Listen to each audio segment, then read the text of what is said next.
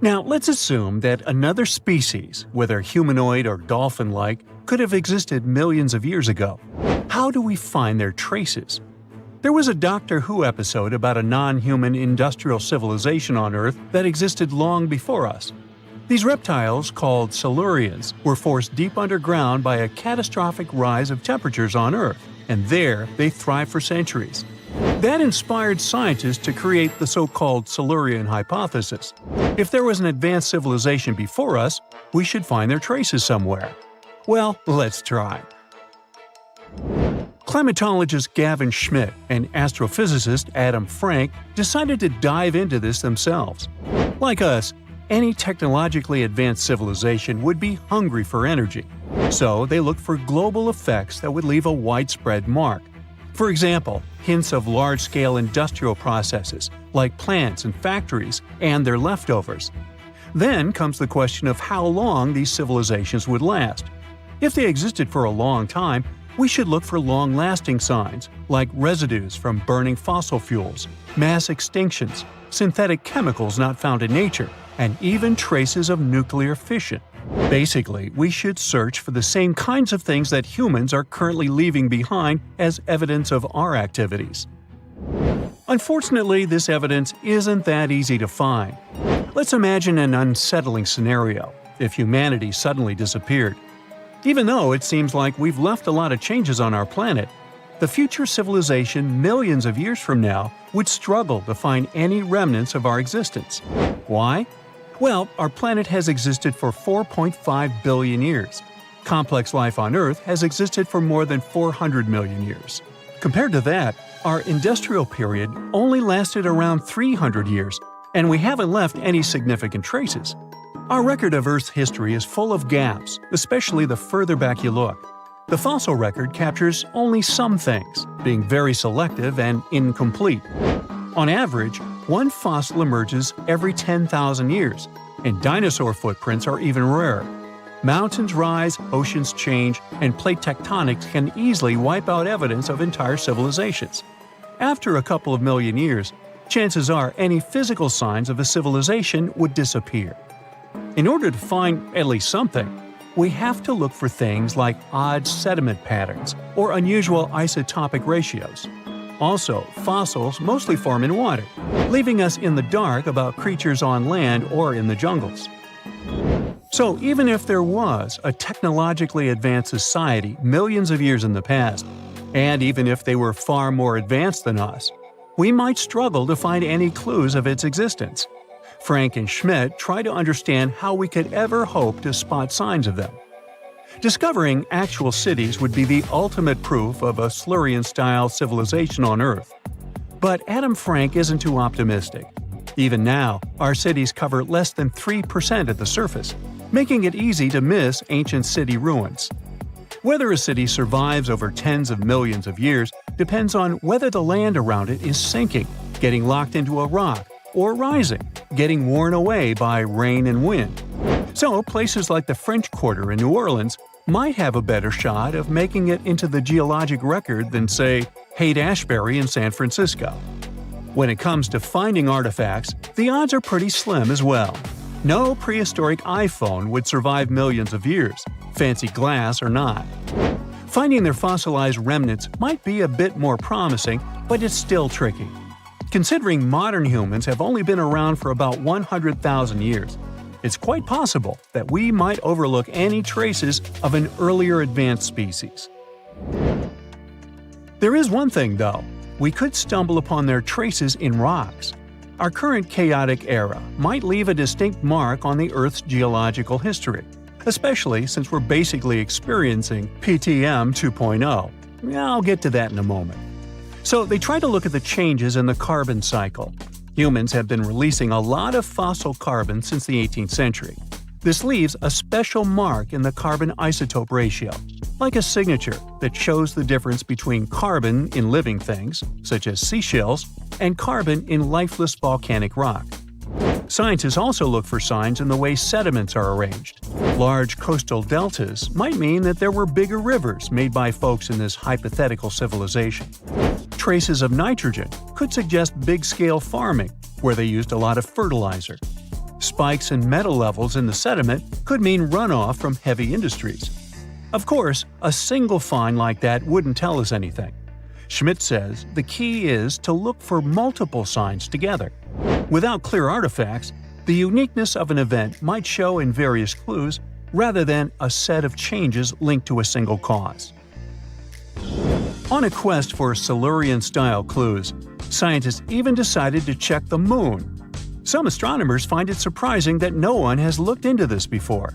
They even joked about the possibility of dinosaurs building rockets and leaving traces on the Moon or other celestial bodies. These astronomers think that Earth-like planets tend to erase signs of civilizations on their surfaces. So they're exploring the wild notion that these beings might have been space travelers.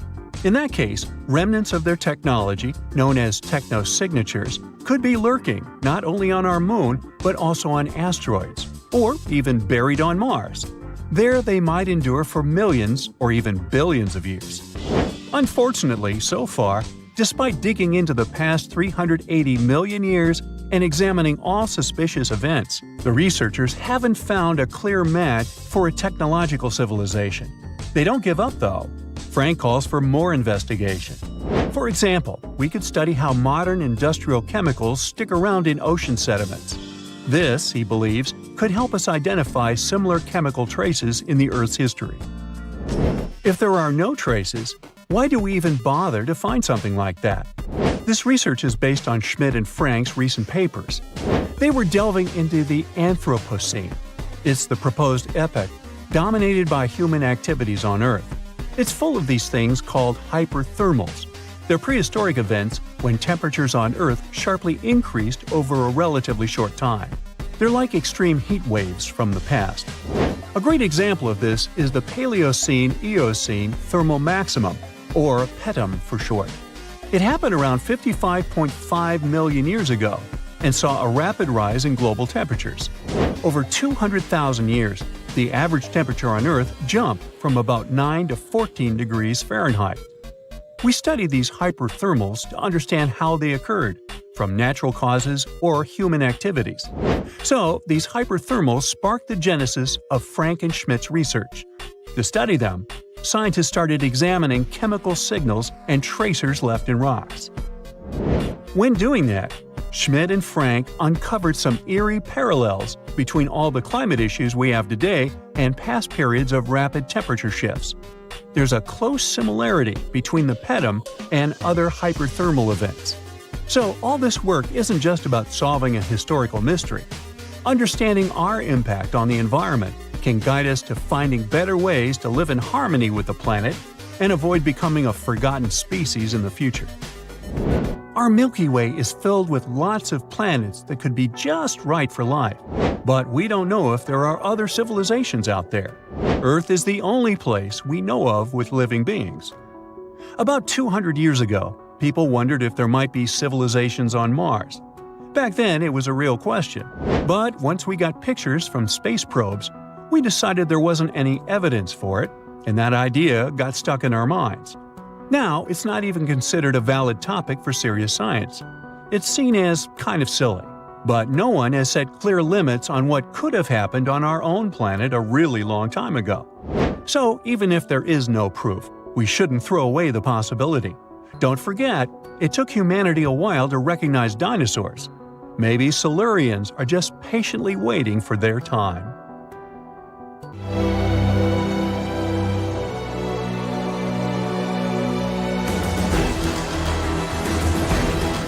Dozens of spacecraft and hundreds of probes take off from Earth and head for our planet's twin sister, Venus. It's about the same size as the Earth and has around 80% of our planet's mass. The temperatures here are too high for humans, and it doesn't have the air we're used to breathing. But we went there because scientists recently found traces of phosphine gas, which suggests that life might be there. Phosphine comes from various microbes and bacteria, so humanity goes on this journey to discover this life. With our technology, a flight to Venus would take 3.5 to 6.5 months, but we finally made it. Spaceships are landing on the planet, and when the first humans come to the surface, they see heat-scorched deserts, lava lakes, and geysers of poisonous acid. And that's it. Scientists miscalculated the radio telescope data. Phosphine never existed on Venus. So we're going back to the rockets, and we're getting ready for a longer trip across our galaxy. The scientists believe that there's at least 36 civilizations in the Milky Way that are similar to ours. They could be living organisms completely different from us. They may have different bodies, different eyes. They may walk and talk in a very different way than we do. But an advanced civilization has several criteria: technological progress and the use of developed communication between individuals. So, these civilizations must explore space, build cities, and be able to communicate with each other as independent species. Let's look at our galaxy and find these civilized worlds.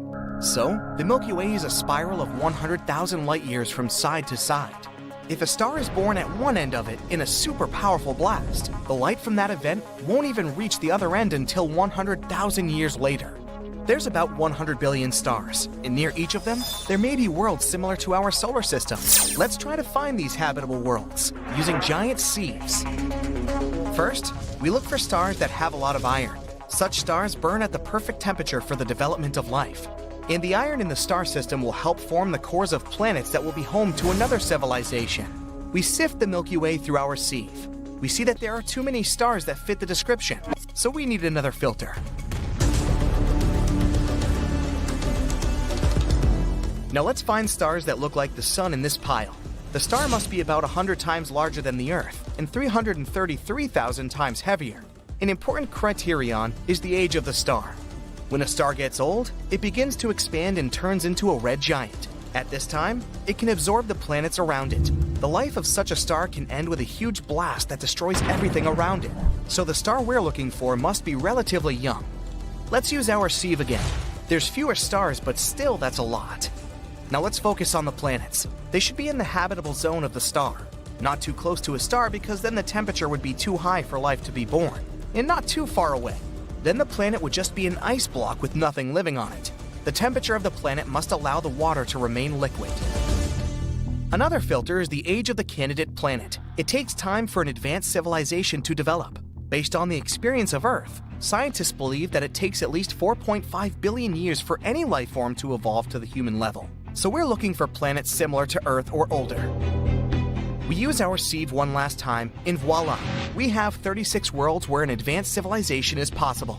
Scientists conducted this study and published it in April 2020, based on these very criteria. All that's left is to discover these civilizations and make the first contact. We can detect such a civilization by using radio waves that come from it. Suppose there's a planet A with primitive living organisms on it. Millions of years of evolution, and they'll become a civilization with advanced technology. Radio waves will be the way they communicate. Then the whole planet will emit radio waves like a star emits light. And here on Earth, we'll be able to pick up this signal with antennas pointed into space. But there's a problem with the distance between the planets. For example, planet A is 1,000 light years away from the Earth. When planet A starts emitting radio waves, these signals won't reach us until 10 centuries later. We learned to emit and receive radio waves in 1895. And if the civilization on planet A emitted a radio signal at the same time, we won't be able to pick up that signal until 2895. It'll be the same on planet A. We sent a message in the form of a radio signal into space in 1974. In this signal, we encoded our number system, human DNA, and information about our solar system. If there's an advanced civilization on planet A, they'll be able to receive this signal only in 2974, and we'd have to wait another millennium to get a response from them. Another problem with radio waves is that they don't look like a constant glow on the planet, but like a flare. Radio waves are only used at a certain stage of civilization. At first, it's the primary method of communication, but then we begin to use cell phones, cable TV, and fiber optics. And as technology advances further, our radio wave light begins to fade out. So we only have about 100 years of active radio use by civilization to find it. One day we caught a strange radio signal of an unknown origin. Its characteristics suggested that the signal was created artificially, perhaps by an outer space civilization or a passing starship. Further searches for this signal given no results, and this gave rise to many theories and arguments as to what it really was. It could have been a signal from Earth that reflected off a satellite flying through the sky, or it could have been the traces of a comet a few light years away. But let's assume it was a civilization from outer space, one of those 36 that probably exist. Now we need to make contact with them. So we throw our luggage into a rocket and head out in the direction of our suspected planet. Our rockets can fly at 17,600 miles per hour. That means a rocket could cross the entire United States in just 8 minutes. But even if an advanced civilization lived near our closest star, Proxima Centauri, it would take us about 73,000 years to get there. Even at the speed of light, it would take 4.2 years. So we need to solve the problem of space travel. Our scientists plan to reach about a quarter of the speed of light with a laser. A powerful laser beam from Earth will push a microscopic probe in the right direction. This probe could reach our destination in about 17 years. And in another 4 years, when the signal from it reaches Earth, we'll know if there's an advanced civilization. Another possibility for faster-than-light travel is the warp bubble spacecraft. The spacecraft would have to compress space in front of it and stretch it behind its tail. Then we'll be able to reach any point in the universe in literally a few seconds. But such travel remains a fantasy for us. Perhaps we can get to different corners of the universe through wormholes. They're shortcuts similar to tunnels, but there's one problem. These wormholes might be inside black holes. They're the most mysterious objects in the universe. They're so heavy that even light can't escape their trap.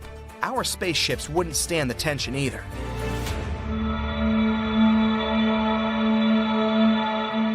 There's also a theory that Earth is unique because it was born under completely accidental circumstances. 4.5 billion years ago, our planet was a block of lava that began to cool and solidify, but its tranquility was broken by an asteroid the size of an entire planet flying by. The collision occurred at such an angle that the Earth was not completely destroyed, but part of the asteroid remained in our orbit. A heavy rock near our planet stabilized Earth's rotation, and the gravitational interaction with the giant debris caused our core to heat up. In addition, the asteroid brought a lot of water to Earth. Such a collision is extremely unlikely. It's like winning the lottery, many times in a row. But so far, we have no reason to believe life in outer space exists. Just as we have no reason to believe that there's no advanced civilizations in the universe, except for ours. When we say extinction, we usually think of dinosaurs that went to lunch with a humongous asteroid and were wiped out from the face of the Earth. We don't think of ourselves possibly going away in the near future. But what we forget is that there have been 5 mass extinctions that our planet witnessed in the last 500 million years, not just one. And we can be nearing the 6th one, where one of the species to possibly disappear are humans. The first great mass extinction came about 440 million years ago in the Ordovician period. Back then, life was mostly thriving in the oceans and along the coastlines. Biodiversity was great at the time.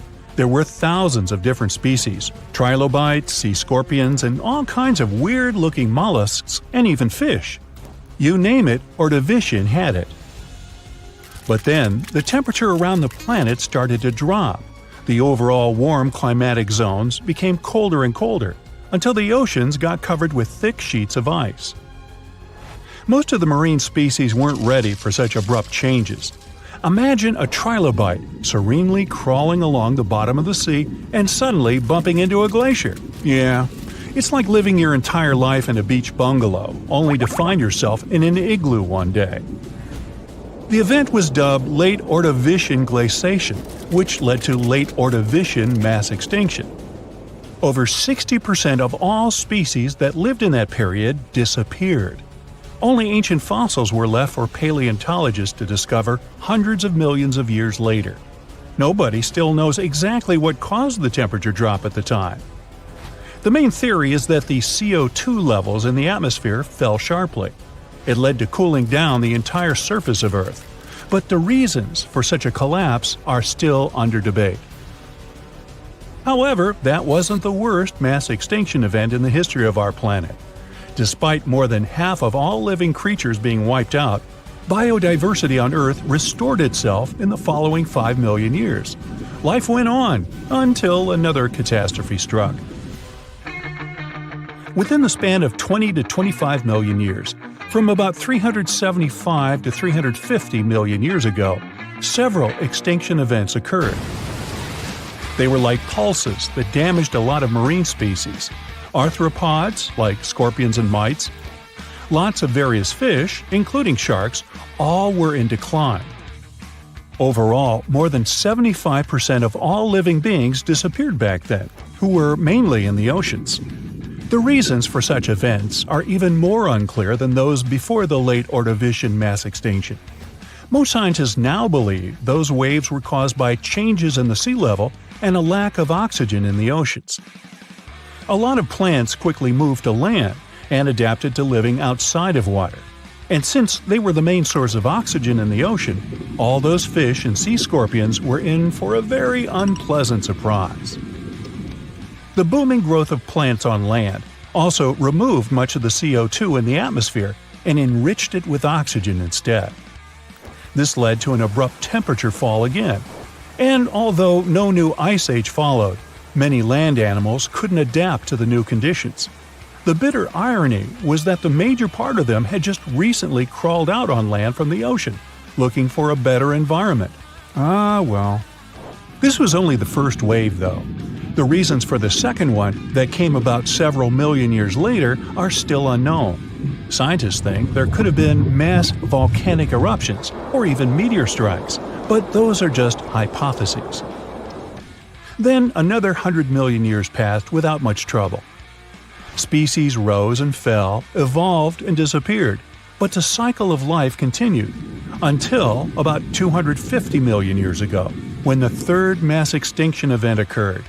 It happened in the Permian period, the last period of the Paleozoic era, and it was so catastrophic that it had all the chances of becoming the last mass extinction on our planet.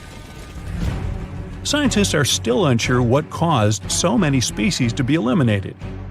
But the fact is that around 96% of all living creatures in the world were gone. One theory suggests that volcanoes started being overly active. They threw millions of tons of methane and basalt into the atmosphere. Asteroid strikes might have added to the damage too. The sky was literally covered in dark clouds of ash. The proto-mammals and reptiles tried to hide from the black and gray mist, but it was everywhere. It was like hiding from the air itself. Another culprit could have been microbes that loved their methane-rich environments. They could have quickly spread in the oceans and literally choked the rest of the marine life forms there. But whatever the reason, the Permian mass extinction event was the most massive and destructive of all the Great Five. All life on our planet could have ended right then and there. But those 4% that persisted eventually spread across the Earth and started a new era. Yay! This time, they lived a peaceful life for only 50 million years. And then, whammo! The fourth great mass extinction hit. It was different though, slowly creeping across the planet over the last 18 million years of the Triassic period. The extinction occurred in numerous short pulses, wiping out several species at a time. A slight climate change here, an abrupt temperature fall there, and very upset animals and fish all around. The main reason for that was again the volcanic activity at the time. Fiery mountains started spewing out ash and gas once more, lowering the oxygen levels and suffocating life. Well, that was harsh. The gases and other substances thrown out of the volcanoes' mouths changed the Earth's climate again. Sea levels rose because of that, and some researchers believe even the pH levels were altered. That means the marine life that used to be swimming peacefully in more alkaline waters suddenly found itself trying to survive in acid. But apart from causing bursts of extinction, these changes also ushered in the era of dinosaurs. It didn't begin immediately, of course. Some species evolved and slowly grew into the mighty animals we've heard so much about. Their extinction was the last of the Great Five, and certainly the most well-known. About 65 million years ago, when dinos were still ruling both land and ocean, an enormous asteroid came from outer space and fell right on Earth. The impact was so powerful, it left a huge crater in the Yucatan Peninsula, and the explosion sent billions of tons of debris into the air. The dinosaurs that lived far away from the impact zone raised their heads and saw black and churning clouds blocking the sun. It remained for years, drastically dropping the temperatures. In addition to the cold that followed, the asteroid hit a carbonate rock that had a lot of flammable material in it. The impact led to an explosion.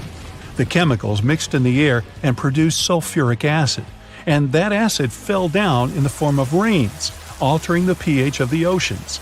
Aquatic creatures that were again used to more alkaline waters went, "Oh, come on!" That didn't help, though. The changes were abrupt and severe. About 75% of all animals and plants went extinct in a matter of years, unable to survive the new, harsh conditions on the planet. But some persisted. Many of them were reptiles, like crocodiles and turtles, which managed to survive even up to this day, looking almost the same as they did back in the dinosaurs' days. Others were mammals, which had lived in the shadow of the mighty dinos and hid from them in dark corners. But now that the giant animals were gone, they began to flourish, bringing in the Cenozoic era, the one that lasts to this day. And today, we might be witnessing the sixth great mass extinction. According to scientists, with the evolution of humans, a lot of different plants and animals have gone from the face of our planet, never to return.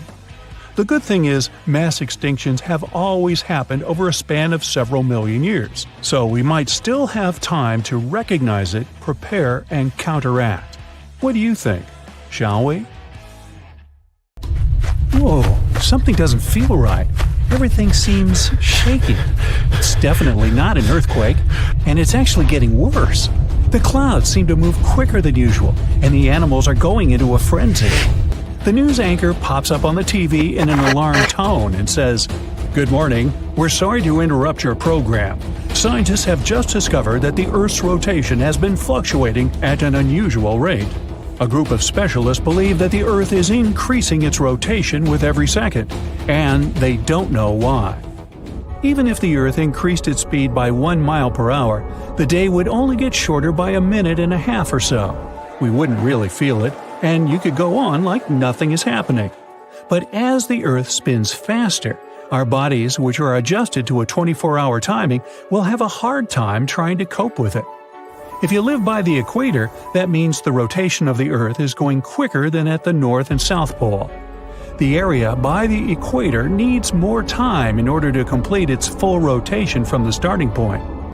You'll experience more rain than usual.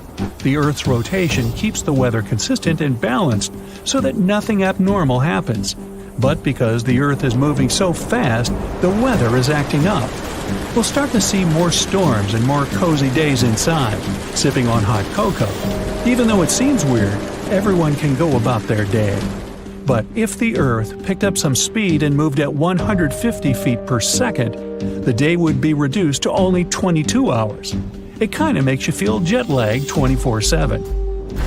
Every business works with the 24 hours a day schedule, so taking away even 2 hours can have catastrophic effects on the world economy. The whole calendar will have to change and adjust to the new timing.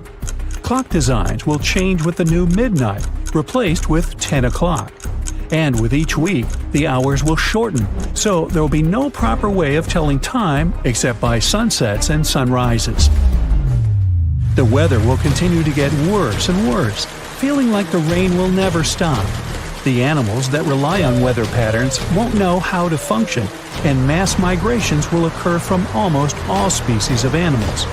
Flocks of birds will be flying everywhere and reach places they normally won't go to, affecting the whole food chain and ecology. Woods, jungles, and other places where animals roam are kept in proper balance when unaffected by humans. If it constantly rains in certain areas, then floods will force animals to move to other territories and compete with the predators in the area. If the Earth picked up speed every day, then standing on a scale in the Arctic would tell you weigh 180 pounds, but around the equator you might weigh about 179 pounds. That's because of the extra force opposing gravity in that area. With the Earth spinning faster, all airlines around the world stop, since the radar systems have gone haywire and the weather is too dangerous to fly. Everyone has to get around by car. Satellites are positioned in such a way that it's crucial they remain where they are in order to bounce signals to us. Because of what's happening, Wi-Fi and TV signals can't go through. Communications around the world will end up short and slow, and eventually we'll have a total communication blackout. Ships will cease to operate and global trading will collapse, adding extra damage to the already failing world economy. Winds will get stronger and faster than usual, which means temperatures will change. Storms like hurricanes will be stronger than ever and have more energy for destruction. And still, at 100 miles per hour, the equator will now be swallowed up in the water. The Amazon basin and small islands will now completely submerge in water by around 50 feet. Most of the plant life will be in danger, especially by the equator. With woods threatened by floods, more animal environments will be in jeopardy. The trees and plants won't survive so much flooding. If the Earth rotated so fast that the hours would now be reduced to 15, then we'd probably feel like we're always on a jet plane going through turbulence. It would be impossible to sleep if the Earth kept picking up speed every second of the day. So days would be around 7 hours long as well as nights. The whole world would be flooded, except for the highest points and the tallest mountains. If that happens, humans will most likely end up there clinging to the last remaining clear patches of land. Most of the animal life will be extinct as well. And as the Earth is spinning faster and faster, the crust will lose its durability, allowing more frequent and stronger earthquakes to happen. Volcanoes will erupt all over, even if they're submerged in water. It'll go on like this for quite a while. Many major natural disasters like earthquakes, tsunamis, volcanoes, and even melting ice sheets have sped up the speed of the Earth by milliseconds. So, with the Earth's continuing speed increasing, these natural disasters will make the planet go even faster. Even if it's just for milliseconds, it's enough to have major consequences. The Earth is now spinning at 1,000 miles per hour, and as you're sitting with the rest of the survivors, you feel yourself levitating slightly. You'll see tiny pebbles and rocks floating inches from the ground. The clouds above you are passing like shooting stars. The air is thick with moisture, since water is rising to the top, forming thick clouds ready to pour. But since gravity is weaker, some of the rain is suspended in the air. Many small objects will be floating around as if you were in space. The days and nights won't be longer than a few hours.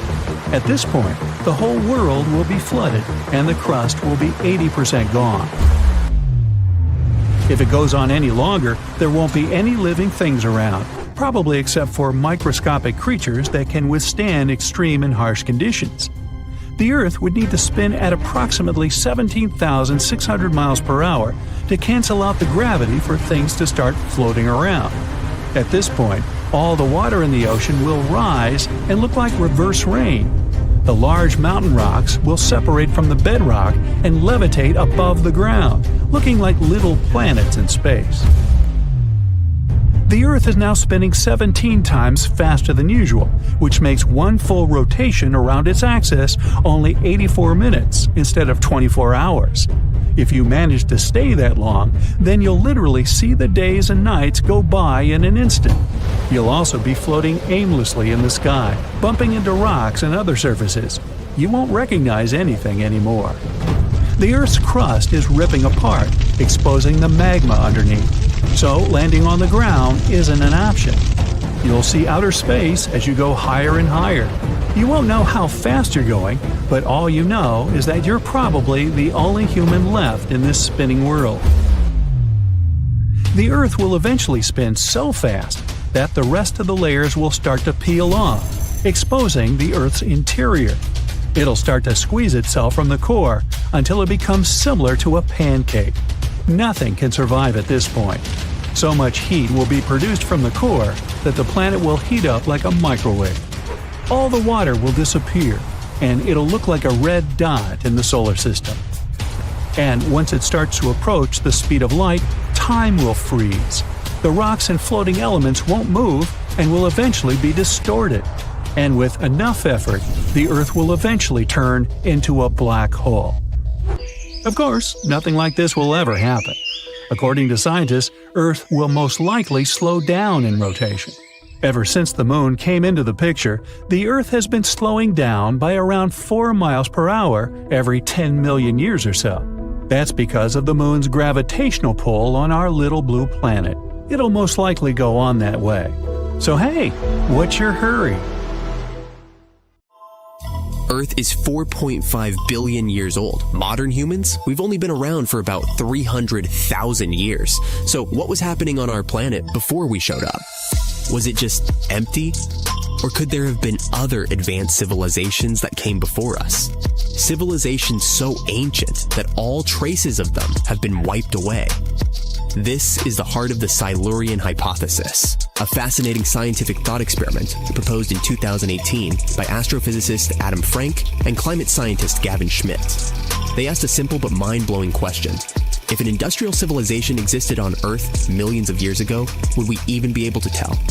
The hypothesis is named after the Silurian period, a time over 400 million years ago when life was thriving in Earth's oceans.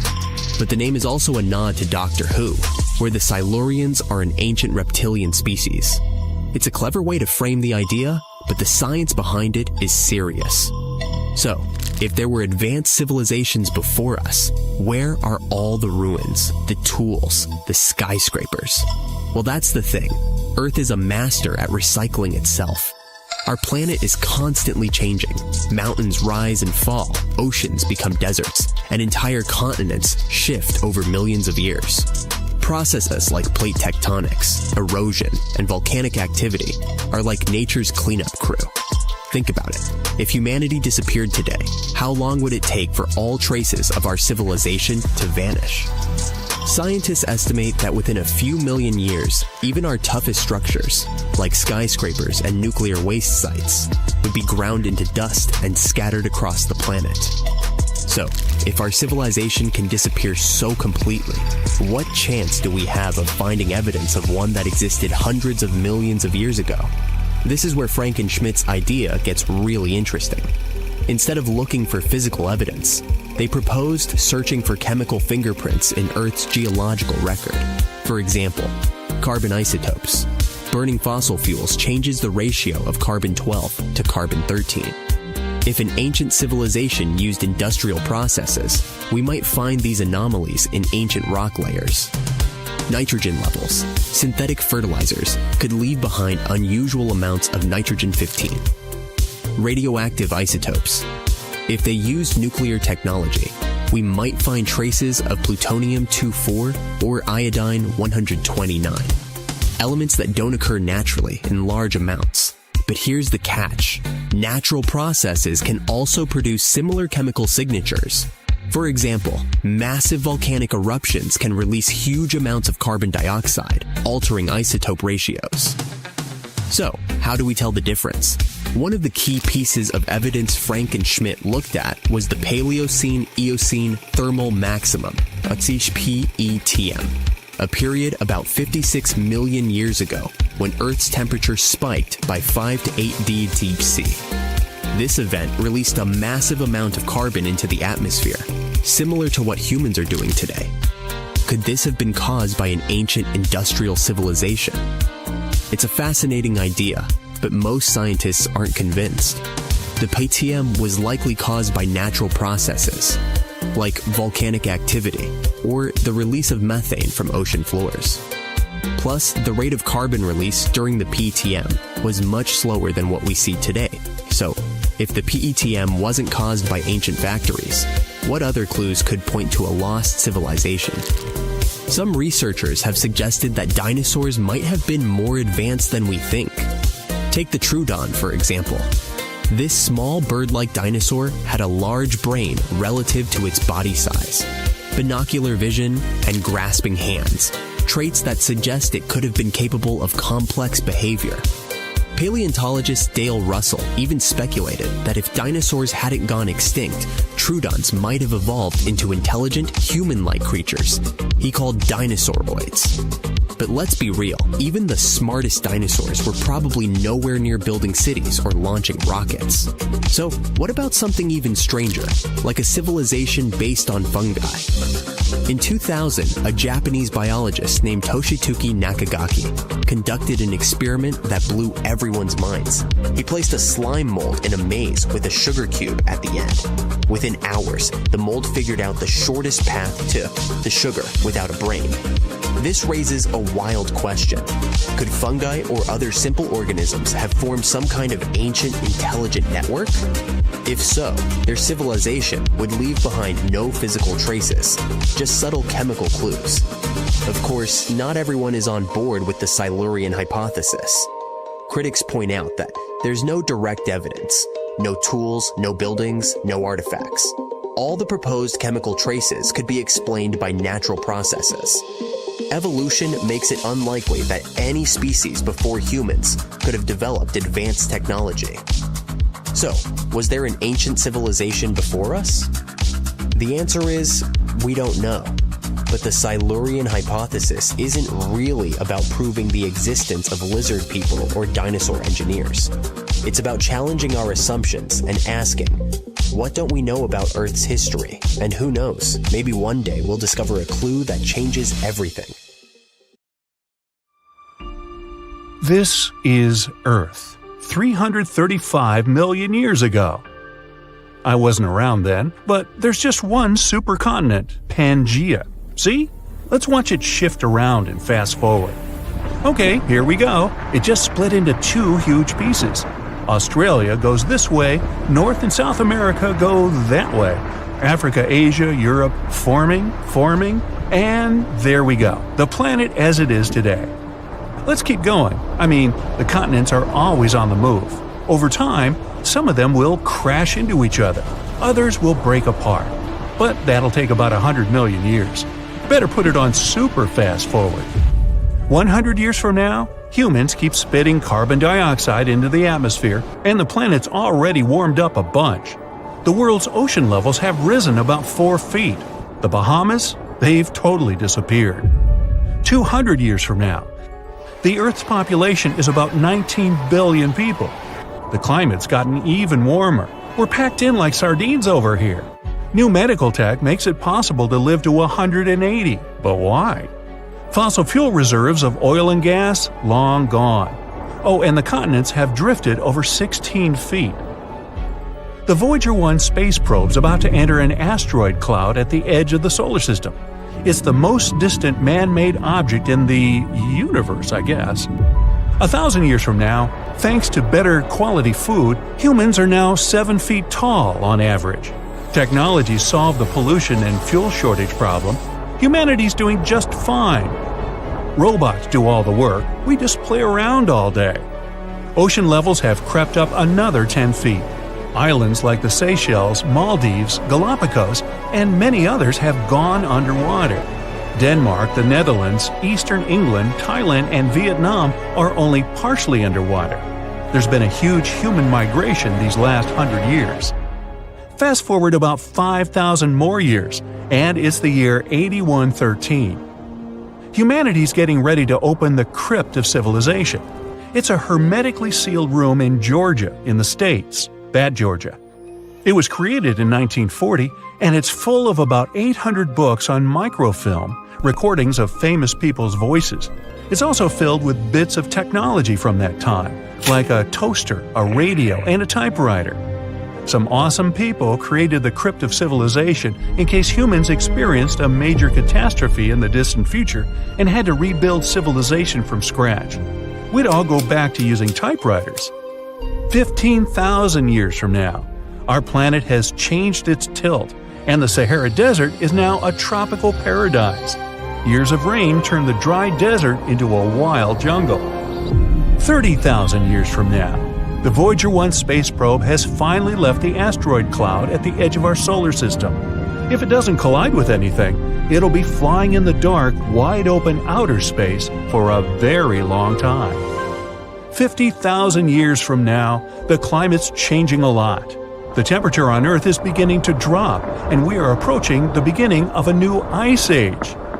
The radio signal with a special "Hello, all you aliens out there" message sent into space in 1974 has reached its destination. The message contained the human number system and data about our DNA and our solar system. If there was someone on the other end to receive this signal, we might have a response from them. 100,000 years from now, one of the largest known stars in our galaxy, Canis Majoris, explodes with enormous force. The explosion of this supernova can be seen from Earth, even during the day, and the nights are much brighter because of the new strong glow in the night sky. What's new on Earth? Supervolcanoes start erupting all over. These volcanoes spew colossal amounts of lava and ash everywhere. Thick black clouds cover most of the sky. This prevents the sun's rays from reaching the ground, and the temperature on our planet drops even lower. Humans mostly live underground anyway, so it's no big deal. Because the stars are gradually moving in different directions, the usual constellations are starting to change shape. Soon, we'll need to come up with totally new constellation names. 250 years from now. Oh, a new island's on the map.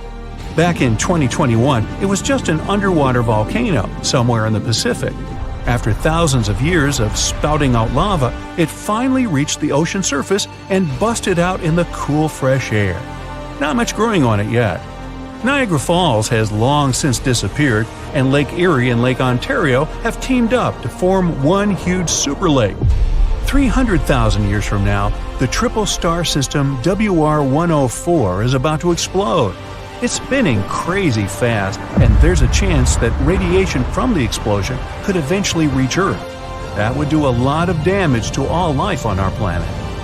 Voyager 1 reaches the brightest star in the night sky, Sirius. Not a very funny star at all, it's really Sirius. It's 8.6 light-years from Earth. 500,000 years from now, scientists are pretty sure that a huge meteorite could fall to Earth any day now. It might be even the size of 8 football fields. The impact of such a massive meteorite would cause an explosion so powerful that its sound would be heard on every continent. That would be followed by super strong earthquakes and tsunamis higher than the Brightside Empire municipal building tower thingy. Okay, I just made that up, but who knows what we'll be building in the future. 1 million years from now, the rogue star Gliese 710 comes very close to our solar system. We're surrounded by a huge shield of asteroids called the Oort cloud, and the rogue star is beginning to affect the asteroids hanging out in there. It grabs them, spins them around, and throws them toward the center of our solar system. Comets start to fall on our planet all the time, big ones, causing more tsunamis and earthquakes. 10 million years from now, the Red Sea is gradually expanding into the East African Rift. Africa is now divided in two by a new oceanic gulf. The human DNA molecule has completely decomposed. But it's no big deal. We've become totally digital, without any pesky aging problems. The really cool thing is that other animals have evolved a lot and changed ridiculously. Thanks to a simple interface, we're actually able to talk to dolphins, chimps, dogs, and cats. Turns out cats aren't grumpy, they're just busy contemplating life. 25 million years from now. The San Andreas Fault has been crazy recently and has caused the Gulf of California to flood the Central Valley. There's a new sea on the west coast of North America. 50 million years from now, Africa just collided with Eurasia. The Mediterranean Sea is totally gone. There's a new tallest mountain in the world. Its name? Mount Everest, of course. Australia is continuing its journey north. It already collided with Southeast Asia a few million years ago. The few human colonies still left on Mars need to do some serious packing. Phobos, one of Mars' moons, is beginning to orbit at a lower and lower altitude. That's not good. It's about 14 miles wide, so that's going to be unpleasant. 60 million years from now, the Canadian Rocky Mountains have completely eroded. It's just one gigantic flat plain. 80 million years from now, all that remains of Hawaii is one island. All the others have long since gone underwater. But just next door, a whole new chain of Hawaiian islands has emerged. Finally, 100 million years from now, we made it! The Atlantic's shrinking down to nothing. The Americas are almost rubbing up against Africa. Africa's already merged with Eurasia. We've got ourselves a supercontinent again. Hello, Pangaea Proxima. All traces of human life are gone or buried deep underground. The movement of the continents has destroyed tunnels, roads, buildings, bridges. Animals and plants now reign supreme on Earth. So, where are all the humans? Well, remember we made the jump to digital about 90 million years ago? Things are still going strong. There are trillions of human minds living on a huge hard drive on a spaceship orbiting Earth. The super low space temperature is good for keeping the drive nice and cool. We have millions of different societies, languages, and cultures, just like we had 100 million years ago. The only difference? We're all little ones and zeros in a huge digital universe that we created. And yes, there's still football. Seen a good horror movie lately? If you're a fan of those, then you can appreciate a good plot.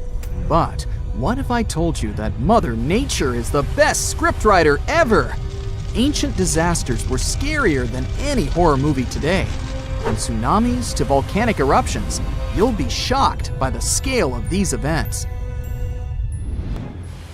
One natural disaster you definitely don't want to experience is a tsunami. Those gigantic walls of water sweep across the coast and take out everything in their way. And it's nothing new for our planet. Scientists were able to piece together a timeline based on evidence that major tsunamis left.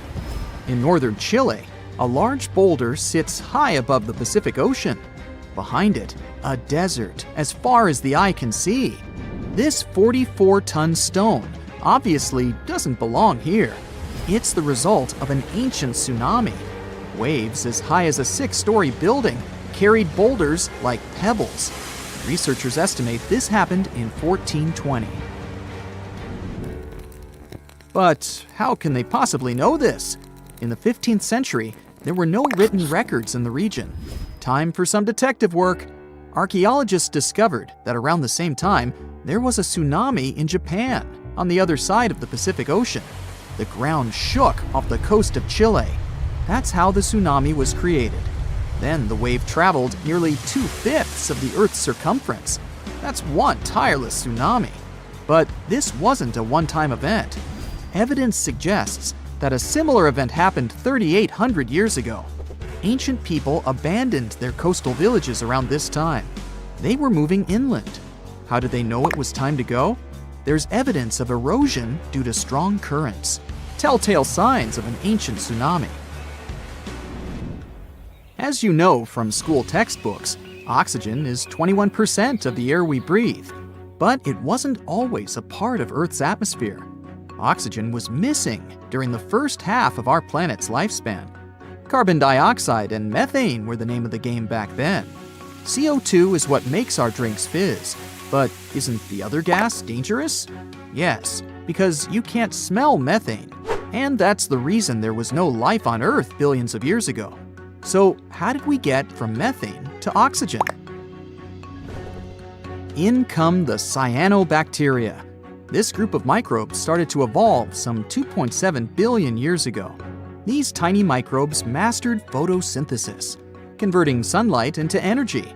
And the byproduct of this process was, you've guessed it, oxygen. Soon it started escaping from water into the atmosphere. There, it reacted with methane, and over time, O2 replaced it completely. Scientists named this process the Great Oxidation Event. But how could it be bad? After all, we're alive thanks to it. All that oxygen acted as a poison for anaerobic organisms. And no, these are not life forms that didn't do aerobics or Pilates. The term simply means that these microorganisms didn't need oxygen to grow. Too much oxygen, and they would be goners. And that's precisely what happened. Scientists spoke of an oxygen overshoot that changed Earth's atmosphere for good. The disappearance of most anaerobic organisms was an early example of an extinction event. They didn't like the atmosphere at the time and decided to step down. But look on the bright side. They made room for oxygen-loving humans to enter the picture. Let's go to Turkey. No, not the seaside resorts that tourists visit in the summer, but the region of Anatolia in the southeast of the country. Göbekli Tepe is the world's oldest known temple site. It dates back to the Neolithic period.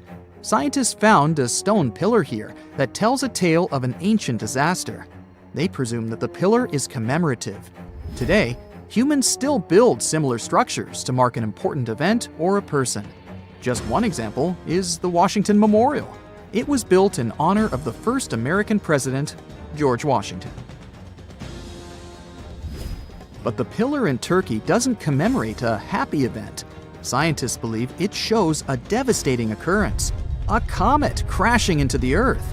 The event must have been destructive. There are also other signs on the monument. These symbols align with the setup of the night sky stars for the year 10,950 BCE. The date astounded the researchers. It matched their earlier research of an ice core sample in Greenland. This showed that a comet fragment hit our planet around the same time. The archaeological site could have easily been an ancient observatory. And whoever worked at it observed a cataclysmic event. The impact must have been so powerful that it changed the Earth's rotational axis. That's the imaginary pole going through our planet from top to bottom. That ancient comet must have packed a punch to knock the blue planet off balance. Have you heard of the city of Tal El Hammam in the valley of the Jordan River? The reason why your answer is probably no is that the city doesn't exist today. It completely disappeared around the year 1650 BCE.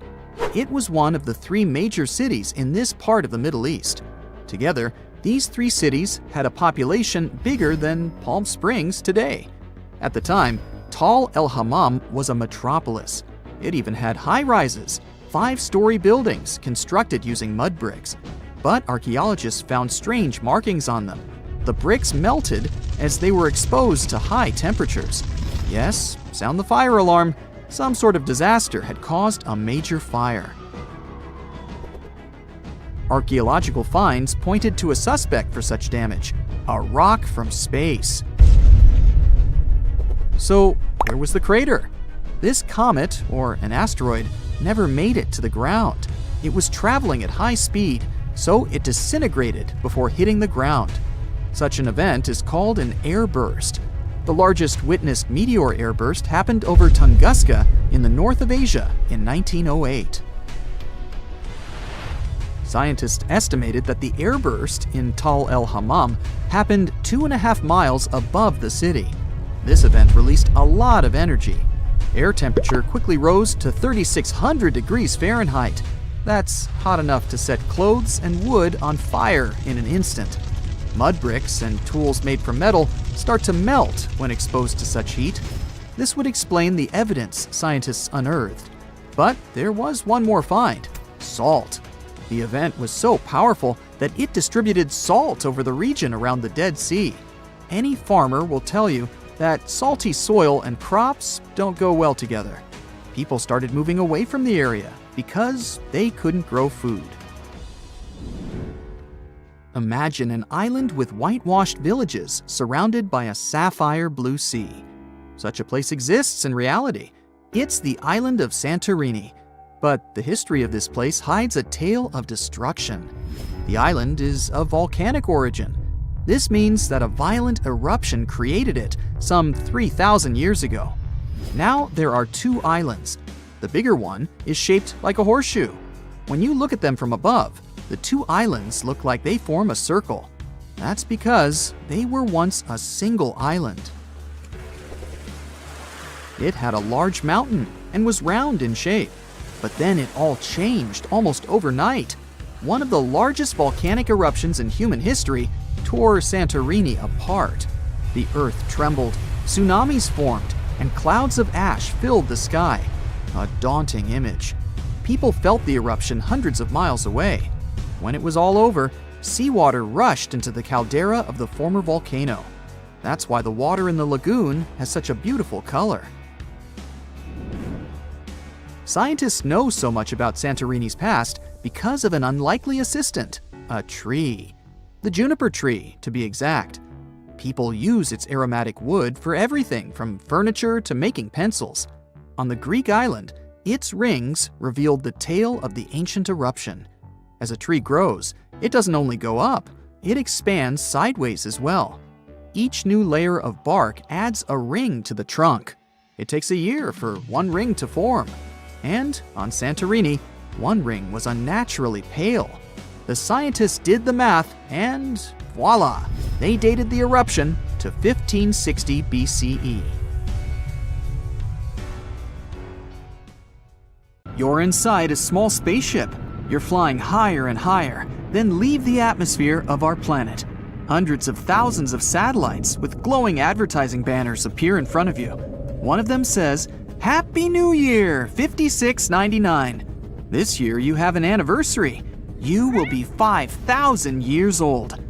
You press a button on the touch panel and activate the ad block. Now you can't see any holographic banners through the glass. You're going to make a jump through space. A black tunnel called a wormhole appears in front of the ship. You fly inside and the hole disappears. The ship has teleported to the Andromeda Galaxy. You discovered an exoplanet here recently, similar to Earth. It's also blue, has a lot of water, but only one huge continent. The planet is hidden in dense interstellar clouds, and you hope that other people won't find it soon. But as soon as it's entered into the intergalactic register, you'll definitely buy this planet. You call it second home. Now you're flying into the atmosphere, going through the clouds, and landing on a small green hill. At the foot of it, you see several small houses made of clay and stone and thatched roofs. Near the houses, locals are working in simple clothes.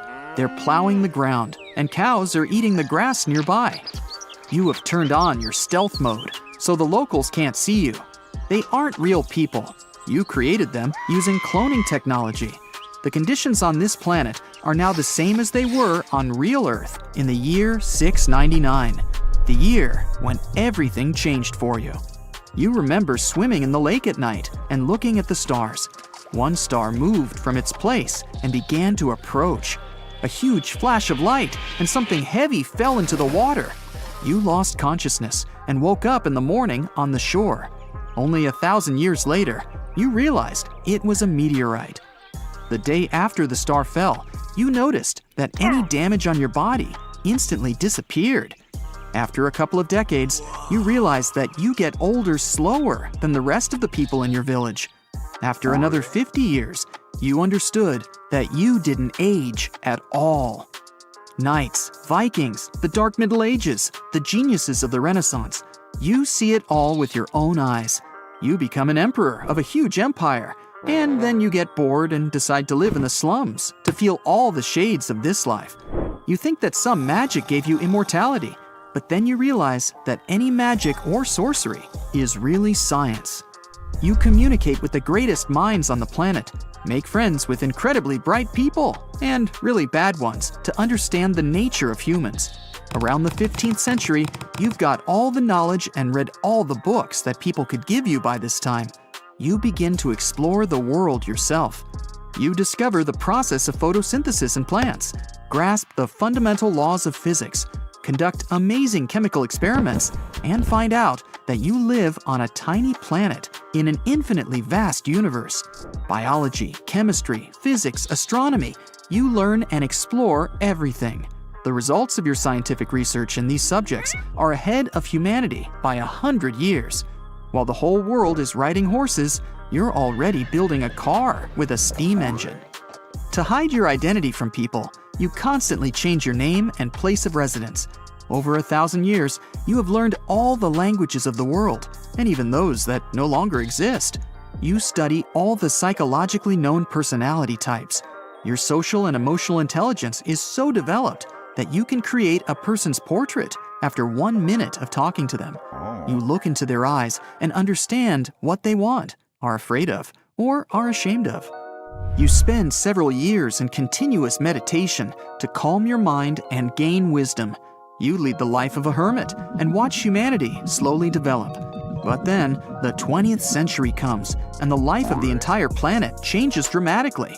The Industrial Revolution, the first cars and trains, cinema, radio, and television. In these 100 years, people are changing more than they have in the previous 1,500 years. Now, it's hard for you to keep up with the world. New inventions appear every day and every hour. The knowledge and experience of previous years help you become one of the most influential people on the planet. World leaders listen to your opinion. Thanks to your developed communication skills, you can negotiate with any person. You go through expensive and high-quality plastic surgery operations so that no one will recognize you. You keep moving and getting a new ID every 20 years. You have a lot of money, as well as gold and other valuable metals that you've collected for centuries. You build houses and shelters in the most beautiful places on the planet. You finance the development of new technologies. Sometime in the 1950s, you predict that in the next century, there will be a unique network that will allow you to store all the knowledge of the world in a small device. With the help of this network, all people will be able to communicate with each other from different points of the Earth. You're surprised that the internet appears much earlier. Developers create virtual reality worlds with photorealistic graphics. Artificial intelligence is smart enough to rule a small country. Genetic engineering allows us to clone people and mix our bodies with robots. The first cyborgs appear. With each passing century, there's less and less space on the planet. You get tired of people and consuming new technologies, and you spend more and more time in your home on the top of Mount Everest. Humanity is taking over Mars and the Moon. Soon, these places aren't enough for people too. In the fourth millennium, scientists create a quantum engine to travel through space. You're among the first people to try this technology and make the jump to another group of planets orbiting a star similar to our solar system. Your ship breaks down and you can't go back. You're left to live alone on a new planet. Your body adapts to the conditions on it, so you don't need oxygen reserves. Then, you learn to breathe without oxygen at all. The cells of your body receive what they need for normal functioning from the surrounding gases. Your skin is getting rougher because of the dusty atmosphere of the planet. And with the increased gravity, you develop incredible strength. You'd become a super person with such a body on Earth. You manage to send a signal into space, and you hope that humanity will catch it. You've been living alone for over 500 years without books, the internet, or any communication. You spend most of the time exploring a lifeless desert world. Using parts and tools of the ship, you create a vegetable garden. You also have a lot of water reserves. During all this time, you realize that you miss the old world and your life before the meteorite fell. Some spaceship picks up your signal and comes for you. You return to your homeworld. Travel between solar systems is now as easily available as travel by subway or bus. You decide to find a planet as similar to Earth as possible to recreate human life there. Using the power of modern telescopes and your knowledge of astronomy, you discover what you've been looking for in the Andromeda Galaxy Nebula. You arrive at the second home and live a human life there. For hundreds of years, you observe people and mentally go back to your past. You protect those people from external threats, like asteroids, but don't interfere in their lives. From time to time, you fly to Earth and other planets for business. Life on the second home is becoming very similar to life on Earth. There are more and more people and cultures. Technologies are emerging. You have completed your goal, and now you want to discover other worlds. You spend the next 5,000 years studying the ever-expanding universe. If humanity were to disappear, would any traces remain after millions of years? Or would time erase everything, leaving only faint hints behind? This question haunts scientists and researchers who tirelessly search for evidence of civilizations that might have existed long before us. But what if the evidence has already been discovered and we simply don't know how to interpret it? What if the remnants of these ancient societies are hidden in plain sight, waiting for us to piece together the puzzle? Today, we will dive into the mysteries of pre-human civilizations by creating a tier list based on strange discoveries, anomalous geological structures, and ancient myths.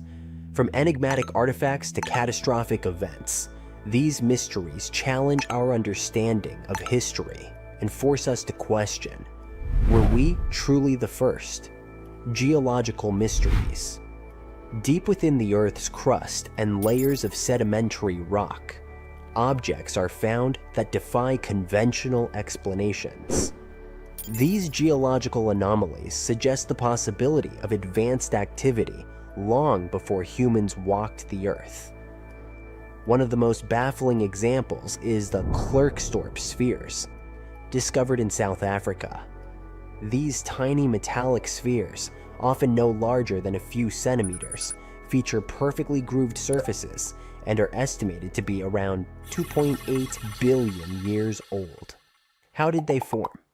Some scientists argue they are the result of natural processes, such as mineral concretion, while others speculate they could be remnants of a long-lost civilization with advanced technology.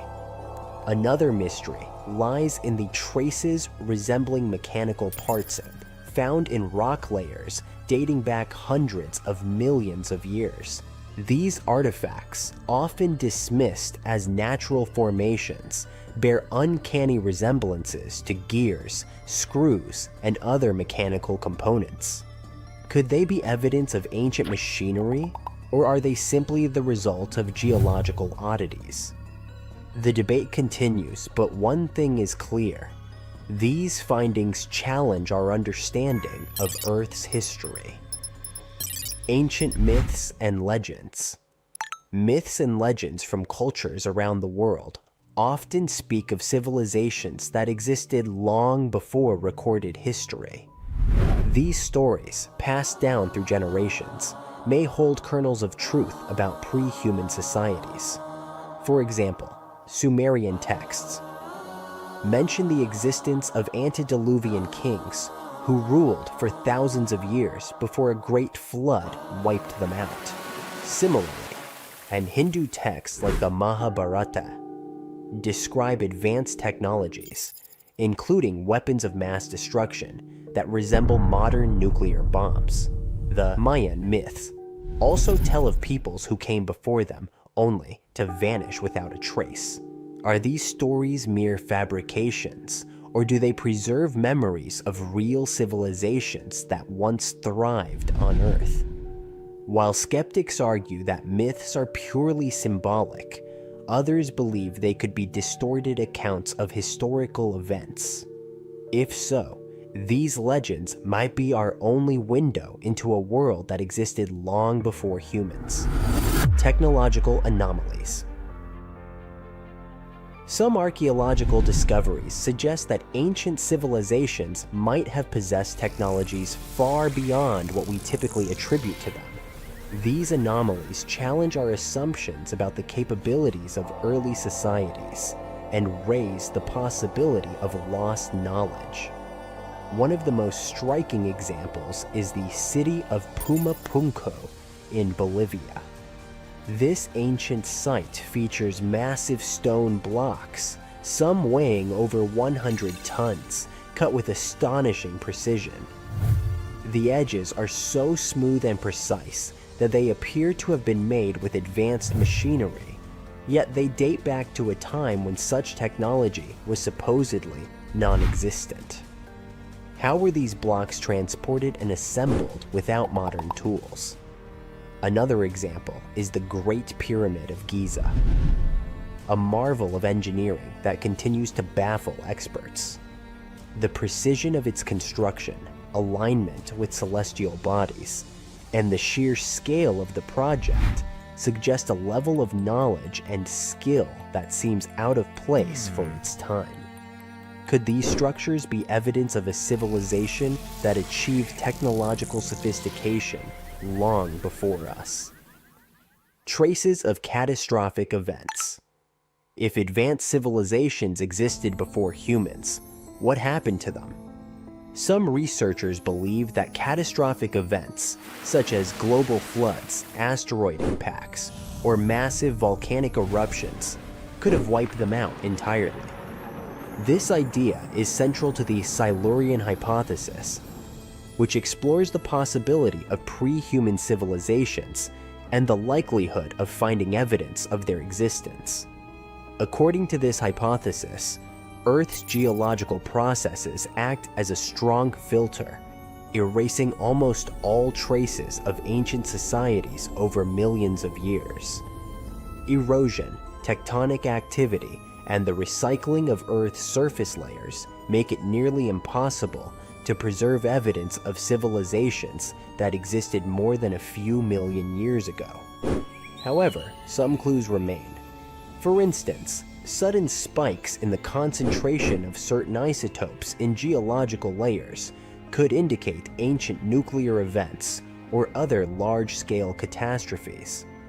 Similarly, unusual geological formations, such as the Carolina Basin in the United States, have been linked to possible asteroid impacts that could have devastated entire civilizations. While these traces are far from conclusive, they suggest that Earth's history may be far more complex than we realize. Evidence that's hard to ignore. At the top of our tier list are the discoveries that challenge the very foundations of our understanding of history. These findings are so compelling that they force us to reconsider the timeline of human and pre-human existence. One such example is the stone tools found in California mines, which are estimated to be several million years old. If humans didn't exist at that time, who created these tools? Could they be the work of an entirely different species or civilization?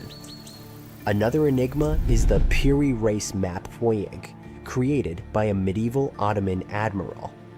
This map, which dates back to 1513, depicts parts of the world with remarkable accuracy, including the coastline of Antarctica, without its ice cover.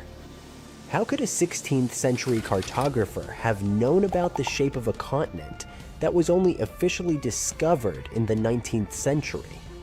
Some researchers believe the map is based on much older sources, possibly from a civilization with advanced knowledge of geography. All these mysteries, geological anomalies, ancient myths, technological wonders, and traces of catastrophic events paint a picture of a world that may have been far more advanced and complex than we ever imagined. If civilizations existed before humans, they likely faced challenges similar to ours: environmental disasters, resource depletion, or even self-destruction. Their disappearance serves as a sobering reminder of the fragility of civilization and the impermanence of human achievements. But the most pressing question remains: if such civilizations rose and fell before us, could the same fate await humanity? Are we merely another chapter in Earth's long history, destined to leave behind only faint traces for future beings to ponder? As we continue to explore these mysteries, we may uncover not only the secrets of the past, but also clues to our own survival in the future. The search for pre-human civilizations is more than an academic exercise. It is a journey into the unknown, a quest to understand our place in the vast tapestry of time. And who knows, the answers we seek might be closer than we think. So here's the scoop. You're not even born yet, but your parents already know what you're going to look like. In the year 3021, DNA tech is so advanced they can basically pre-program a person. Eye color, hair, face, and nose shape, lips, finger length, body structure – it's as simple as selecting from a drop-down menu, kind of like creating your own character in an RPG. Everyone looks great. No more diets, no more gyms, and a healthy body for everyone. All it takes is a little gene modification and a special liquid full of a couple of million nanobots. Bioengineering and medtech allow people to change their bodies and minds whenever they want. Improved hearing? Done. Now you can hear a fly rub its paws together from the other side of the room. Not that you'd want to. Nanorobots can turn your eyes into binoculars with 100 times zoom. From your 160th floor apartment, you can read the nutrition info on that wrapper lying on the ground. You've got to get a life, pal. Want to fall out of a window and land unharmed? Nanorobots can make it happen. Millions of tiny robots can be sent to cover your bones and muscles if you want to lift a car with one hand. Superheroes aren't really a big thing anymore. Anyone can get superpowers in 2021. And say goodbye to spending years learning a new profession. You don't need to go to college to find a good job. Just download all the skills and knowledge you need. Medical nanorobots can get into your brain and improve your mood. You can become joyful, angry, funny, sad, all in a matter of seconds. The physical brain isn't a mystery anymore, nor is the subconscious mind. That means no more psychologists or psychiatrists. And solving your personal problems? Easy. You have special lenses built into your eyes linked to AI.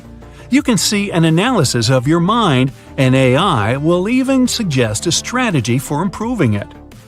Not getting enough vitamin C? You'll get a notification. Need more protein? Notification. You'll get it. It's awesome! Amazingly, nanorobots open access to your memories. Watch them like movies, any period of your life, anytime you want. You can see happy moments in perfect detail, or permanently delete anything you'd rather not see anymore. Genetic engineering makes it possible to create not only modified humans, but also animals. Scientists bring back extinct fish, birds, and mammals. You can even grow your very own pet from scratch. A dog, cat, small elephant, dinosaur, whatever you want. And if you don't like cleaning up a mess, pick up a pet robot that looks and acts just like a real animal, without all the annoying stuff. In 2021, your body can live for 200 years, but your mind, forever. You can upload your brain data to the cloud. Your way of thinking, habits, attitude, character, memories, your entire personality can be coded and uploaded. You can encode your mind now and download it into a new, modified body, say after you hit your 189th birthday. And this new body doesn't need food or water, only energy. In the future, no one goes hungry. People travel around the galaxy in style. You can upload your consciousness to a computer and beam it over to your other biomechanical body that you had shipped to another planet. If you've got enough money, you can buy several bodies and scatter them in different parts of the galaxy. Then, on your day off, you can teleport your mind to another planet just to get a bit of peace and quiet. If you want to unload your consciousness and download it again in a few hundred years, you've got a choice to make. Be in a 100-year-long dream, or spend the time flying around in an infinite network. You can even put your mind on the internet and do whatever you want. Some people even choose to live inside the web just for a year or two. Matrix, anyone? People have learned to change their surroundings with the help of utility fogs. Imagine a robot the size of a human cell. This robot has several limbs, can change color, temperature, and can connect with other tiny robots. Utility fogs are just trillions of these little guys. They cling to each other and can create any object you want, or they can turn into a sort of hologram, perfect for video calls. The fog can take on any shape. It can be a cup, a painting, a car, a bigger robot, just not anything living. But just because it's the future doesn't mean everyone gets to have fun. This fog tech is crazy expensive. The fogs can create buildings. You can wake up in your beautiful house, go to work, and the house gets automatically folded up and transformed into a small suitcase. Hey there, George Jetson! You can travel around the galaxy with it and transform it into any home you want. Suddenly feel like having a bigger kitchen, different furniture, a rooftop pool, a slide from your bedroom to the kitchen? No problem. And inside your house, things are way different. You don't have to clean up anymore. Dust, dirt, and grime are all taken care of by nanorobots. You're watching a sad movie, crying, going to town on a Kleenex. Then you just toss the used tissue over your shoulder. Right where it lands, your utility fog turns into a small trash can with wheels. It zips over to the kitchen, dumps out the Kleenex, and poof, it disappears. What about an after-movie snack? For centuries, pizza drones have been flying through the streets. At one point, it got a bit ridiculous. There were too many of them. They started crashing into each other and into passing birds. Now, you just order a sandwich or pasta through your special lenses, and the food gets 3D printed. When resources on planet Earth began to run out, people colonized the Moon and Mars. Then, the big breakthrough – a thermonuclear engine, capable of transmigranuclear flabba. Hey, let's just call it a teleporting device. People sent AI robots over to build cities, roads, electrical grids, and water filtration plants. Then, people began to move there permanently. Everyone born on Mars or the Moon was different from us Earthlings. Mars, for example, gets less sunlight than Earth, so Martians have wider pupils. That means if they ever come back to Earth, they'd basically have night vision. But Martians, and people on the Moon, lunatics? Have weaker bones. Luckily, they have those handy nanorobots to help them. But with these new discoveries come new risks and dangers. Uploading your consciousness can go horribly wrong. You risk facing virtual viruses that can imprison you in a virtual cage. Many attackers use programs that can erase your mind, just like a plain old file on your desktop. Those nanorobots, they can still be defective sometimes, and instead of upgrading your body, not great. Moving to other planets is crazy risky. We sometimes have to abandon cities on Mars because there's suddenly a 300-year-long dust storm. And space travel, sorry to tell you, never stops being dangerous. Even in 3021, there are loads of forces in the universe that scientists still don't understand. Say you buy a modified robo-body and send it to a beautiful new Martian city. You're on Earth, and you upload your consciousness to a computer and send it on over to the new body. The weather is perfect, the sunsets are epic. Suddenly, a huge asteroid smashes into your house. These kinds of things happen in 3021. The way we live now seems exotic to the people of the future. To breathe and live in a natural body, to eat natural food, to take a real water shower, to learn new info by reading. That stuff freaks them out.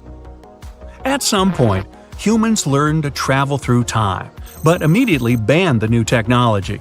Humanity's living in a utopia, apart from the occasional asteroid ruining that robot body you saved up for a whole year to buy, and any change in the past could mean the end of it.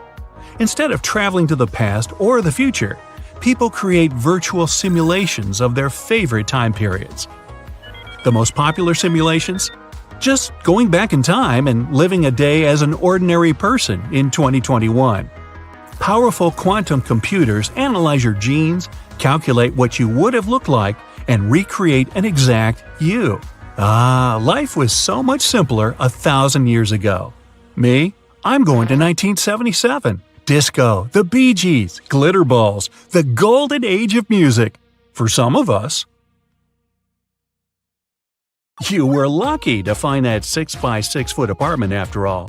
None of your friends own one. They mostly live in capsule modules where it's only possible to sleep without turning and tossing much. The price for what they call a mansion today is obscenely high, and you still fully can't accept it. Tomorrow, you gotta sign that contract and make the down payment. Actually, you had the chance to buy it only because you won that chance in the lottery. This is how you live in $29.99, you and the other 100 billion people. Some people, though, invest in numerous new millennium apartment blocks on other planets. The latest real estate trend is to downshift somewhere on Ross 128b, Mars, or even Saturn. You were thinking about it too, but you just love the Earth's atmosphere and nature too much. While you're sipping your morning coffee, a pop-up advertisement hologram instantly fills all the space in your capsule, and it just won't disappear. Dear Earthen, don't miss out on the chance to change your life once and for all. Check out the newest apartment blocks on Ross 128b, Mars, Europa, and Saturn. Invest in your new housing and brand new life. Bus tours available daily. Suddenly, you realize this spam might be your chance. You still have some time before signing that contract. You've got nothing to lose. It's just a one-day tour. After all, 11 light-years from Earth to Ross 128b aren't a big deal now. Just a couple of hours on that space bus the agency provides. You'll go there and see that there's no place like Earth, just to make sure you've made the right choice. You rush to the space bus station, and you're just in time. 3, 2, 1, go. The bus pulls out, and 2 hours later, you're already there on Ross 128b. Wow! It looks like a bit of old-fashioned Earth you've seen in scientific presentations at university. The surface is rocky with some green spots. These must be the forests and meadows scientists are trying to introduce. It does have an atmosphere, although artificial. The real estate agent says it's actually good. No unpredicted weather anymore. Everything is controlled by the dwellers. The only inconvenience is that the better the weather is, the heftier bill you're going to get next month. The UV protection is essential on Ross 128b. Its index is 38% higher than on Earth, so a regular sunscreen turns out pretty helpless. They say this planet is like the Earth twin, but you kind of disagree. There's some vegetation, but it all looks so weird, you feel like you're in a computer game. Next to the apartment block, there's an orchard and a small farm producing organic food for the locals, so you decide to pop in and check how it works. The fruits and vegetables look so odd there. You realize this must be an apple tree, but it has microchips instead of flower buds, and the fruit are cubical. There are apples of all of the rainbow colors. You go forward and stumble on a small rock, one of the few things that belonged to this planet originally and weren't imported from Earth. A butterfly lands on the tip of your nose. You want to touch it, but as soon as your fingers reach it, the insect disperses in numerous pixels. The real estate agent runs up to you, helping you stand back on your feet. She says all the fauna on the planet is still represented in a form of holograms, because transferring it all from Earth doesn't seem possible at the moment. All the fauna elements are tightly connected together, and even the smallest butterfly can make a dramatic difference. With the money you have for the down payment on Earth, you can afford a 2-story apartment on this planet. The only problem is tiring commuting to work every single day. Come on, y'all, Mars is ahead. We still have a lot of apartment blocks to show you. Ah, that's the real estate agent calling you. You hop on that bus and sometime later you land on Mars. By $29.99, it looks just spectacular, but a bit too sandy. The scientists still can't bring liquid water to this planet, even though the atmosphere is completely fine. The planet's too warm now because they tried to make it habitable. Even though there are glaciers, all the water instantly turns to gas because of the heat. You spot some large machines up in the sky.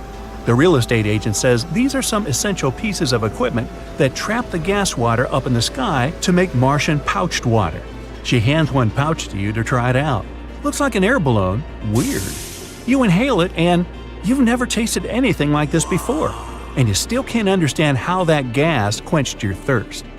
The main plants on Mars are cacti of all forms.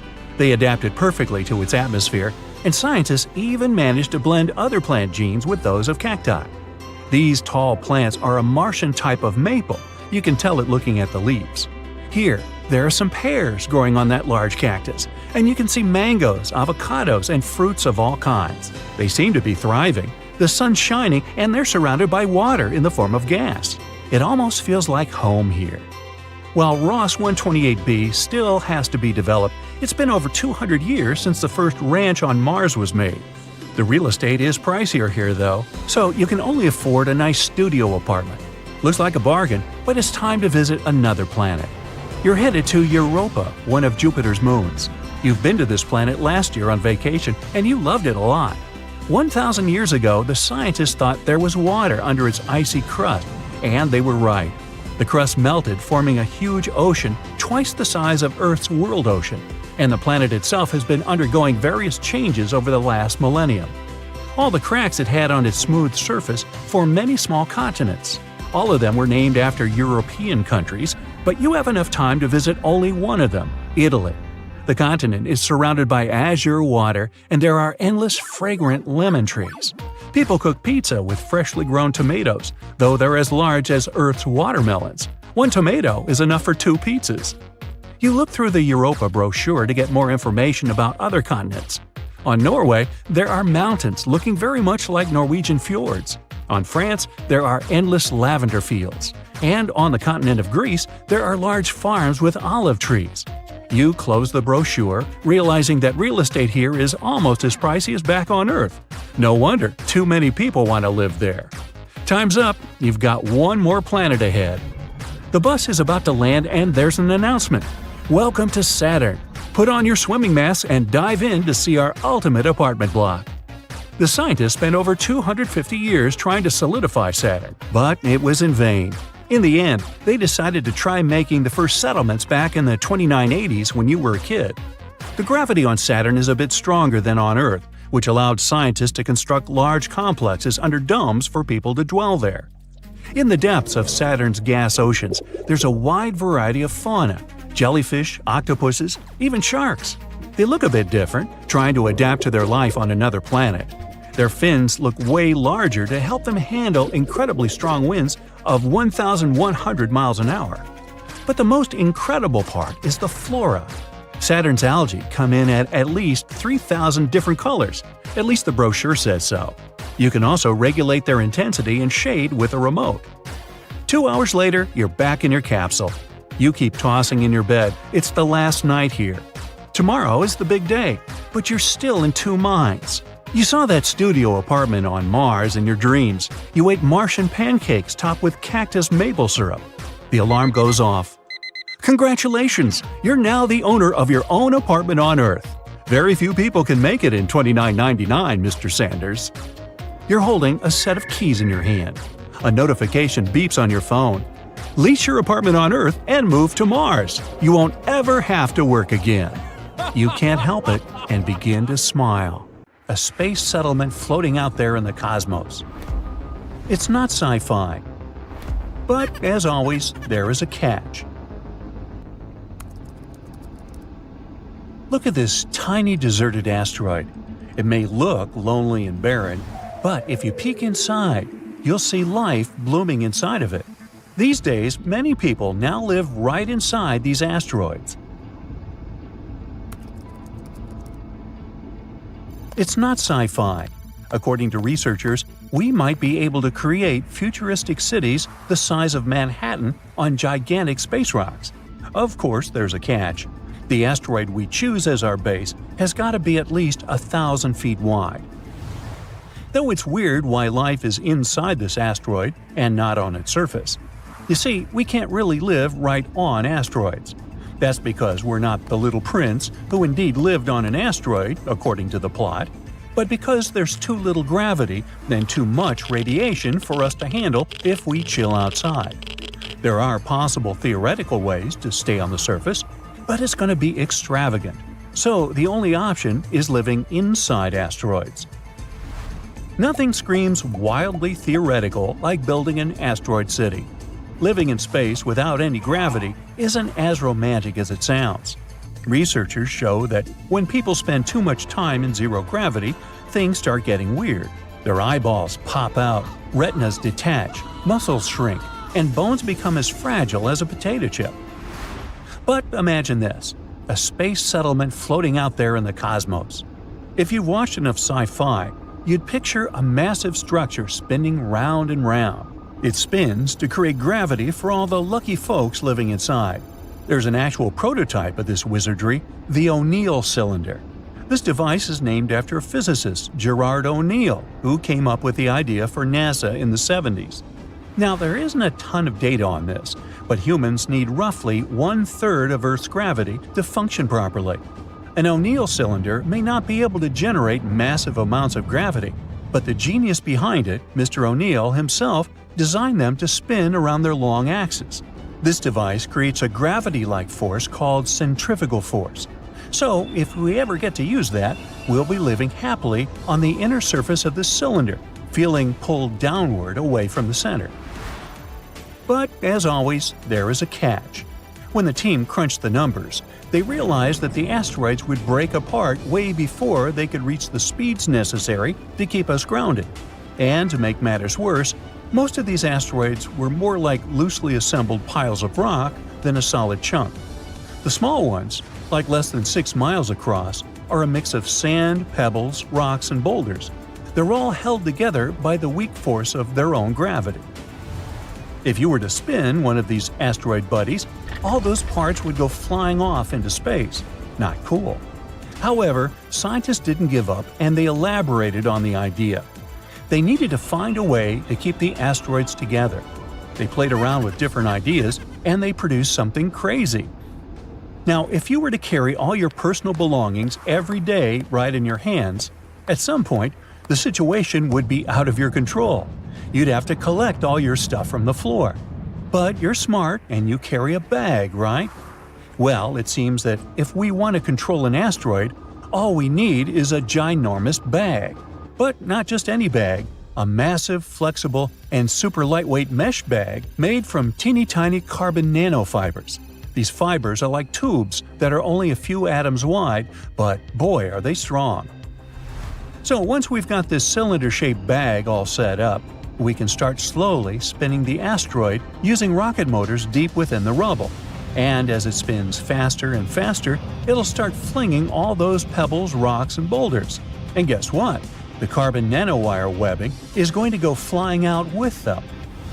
This bag will be expanding and expanding until it reaches its absolute limit. And then the rubble inside slams into the now super tight webbing. It's like a crazy explosion of debris compacting together to create this massive hollow cylinder made entirely of concrete. Once all the dust settles, you can build entire towns, cities, parks, and even farmland on the inside of the cylinder. This is like something straight out of O'Neill's designs. You can even enclose the whole inner surface with a transparent roof. Outside of this incredible living area, you've got these thick concrete walls that are like superhero shields protecting against radiation. So not only do you have this space to live in, but you're also super safe from any harmful stuff outside. We still don't have this magic bag, as those magic carbon nanowires aren't mass-produced yet. But scientists claim that, according to the laws of physics, a tiny asteroid, like a few football fields put together, can be transformed into 22 square miles of living space. As of now, about 1.5 million people are living in Manhattan, and there are like tens of thousands of asteroids just hanging around in our solar system. You do the math. Seems like everyone will have a sweet spot to crash in space. Building a city in space is no easy feat. The main challenge still is to create a self-sustaining closed system that can keep going for the long haul. You see, cities on Earth rely on a much larger area to survive than just their own boundaries. But in space, the farther away from external resources a space city is, the more it needs to close its loops for oxygen, water, and food. Take the ISS, for example. It's about 40% efficient in recycling oxygen, but even then, its CO2 levels are always sky high. NASA is on the case, though, trying to figure out how to magically turn that CO2 back into oxygen. Once we've tackled the basics, like protecting ourselves from radiation, dealing with pesky gravity, and finding some air to breathe, it's time to get creative in space. Enter 3D printing and rocket engines, the dynamic duo that will pave the way for space settlements. With 3D printing, we can kiss goodbye to relying on Earth for spare parts. We'll simply whip them up locally, cutting out the middleman. We can even use 3D printers to whip up a delicious pizza in a couple of minutes. Of course, we'll need some fresh ingredients, but your dinner might just be a push button away in space. To truly thrive out there, we'll need to tap into the riches of asteroids. These celestial treasures are bursting with raw materials, perfect for creating solar arrays, building materials for our colonies, and so much more. And let's not forget about comets. These icy wonders are like cosmic water fountains, providing us with precious H2O for drinking, bathing, and even shielding ourselves from radiation. Plus, we can use that water to produce hydrogen and oxygen for rocket fuel and fuel cells. So, let's say we pull this off. Can you imagine people living or born in space might end up being different from you and me? Like if humans can have babies up there, these space colonies might develop some cool cultures. They might even come up with their own languages, and get this, they could even evolve new physical traits. It's wild to think that just after 300 years, a colony of 2,000 people could look and act so differently from us. They might have different hair textures, skin types, and even be taller or more slender to deal with that low-gravity situation. We might even develop new organs to protect us from cosmic rays. Or we'll have gill-like structures to breathe carbon dioxide. Hey, I know, it sounds crazy, but these scientists are working on developing these carbon nanotubes as we speak. So maybe one day we'll be living it up on our very own asteroid crib. It might seem like asteroid cities are just too far-fetched, but let's take a trip back in time for a moment. In 1900, no one had ever flown in an airplane. But today, thousands of people are zooming through the sky, comfortably seated in chairs, traveling at hundreds of miles an hour high above the ground, unaware that their luggage is on another plane going to a different destination. Ah well. What would happen to us and our planet if it became as big as the Sun? The diameter of the Earth is 8,000 miles. Crossing it is like driving back and forth across the USA 3 times. That doesn't sound like much, right? Well, how about repeating this journey 305 more times? Just imagine the gas expenses. This is the diameter of the Sun, about 865,000 miles. Compared to our Earth, the Sun is unimaginably huge. So what will happen to us if we catch up with it? There are 4 possible scenarios, depending on what we mean when we say the size of the Sun. Scenario 1. The Earth becomes as large as the Sun, but its mass remains the same. A colossal planet with the mass of a teeny tiny Earth. First, say bye-bye to gravity. The more massive the planet, the stronger its gravity is, and vice versa. Such a lightweight planet simply wouldn't be able to attract anything to itself. Gravity creates all the heavy substances. Everything, from pebbles to entire continents, is held thanks to it. I believe you've already guessed what would happen without it. We'd all turn into dust particles. Yes, the Earth simply becomes a dust cloud. Oh, and to add fuel to the fire, the gravities of other planets stretch us to the sides, leaving no chance to collect our planet back together again. This scenario doesn't look very good, does it? By the way, even if the Earth somehow remained a planet, life couldn't have originated on it in these conditions. There would have been a considerable distance between the center of the Earth and its surface. And remember, the planet's mass is minimal, so no gravity. It just wouldn't be able to hold the atmosphere. And without the atmosphere, living organisms cannot develop. Not like it would have mattered. The Earth now is a cloud anyway. So now this cloud, weighing about 10 times heavier than Jupiter, is gathering in space. As a result, it collapses and turns into a star. Say hi to the new Sun. Scenario 2. This works both as a separate scenario and as a result of the previous one. The Earth becomes as large as the Sun and gets its mass. Now we have 2 suns. We become a so-called binary star system. You know what that means? It's time to destroy our entire solar system. Imagine having 2 centers of mass in one system. The planet's orbits become unstable, perturbed by such a sudden change. Once they get closer to our ex-Earth, they collapse immediately, either from tidal forces or the ex-Earth's impact. Yes, even gas giants. Looking at you, Jupiter. Do you know which one survives and finally gets its revenge on us? Pluto. It would probably be the last remaining ex-planet in the entire system. It's too far away to notice any changes, except for an increase in the mass of the center of the system. So Pluto's orbit comes closer to our 2-star system, and that's it. The Earth and the Sun would have to accept that Pluto would be their only friend now. The protoplanetary disk that formed our system billions of years ago doesn't exist anymore, so no more planets can be created in our system. That's all well and good, but what about the Earth itself? What would life be like? Let's see. The nights and days now last longer because of the increase in the Earth's rotation time. There is probably a significant temperature drop in the north and south poles. Even on our current small planet, they get sunlight scarcely. So if the Earth's size increased, the area of the poles receiving sunlight would decrease even more. On a positive note, there's a lot more space now. No more overpopulation. The planet's size is so huge that it would take you years to get from one point to another. Yeah, if you think about it, we'd probably be very lonely there. But hey, who knows? Maybe rockets would become our primary means of transportation. Yeah, that would have been cool.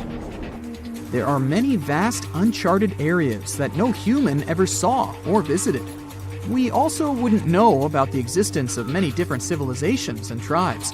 Centuries pass, and many of us go away without ever meeting other people or learning about them.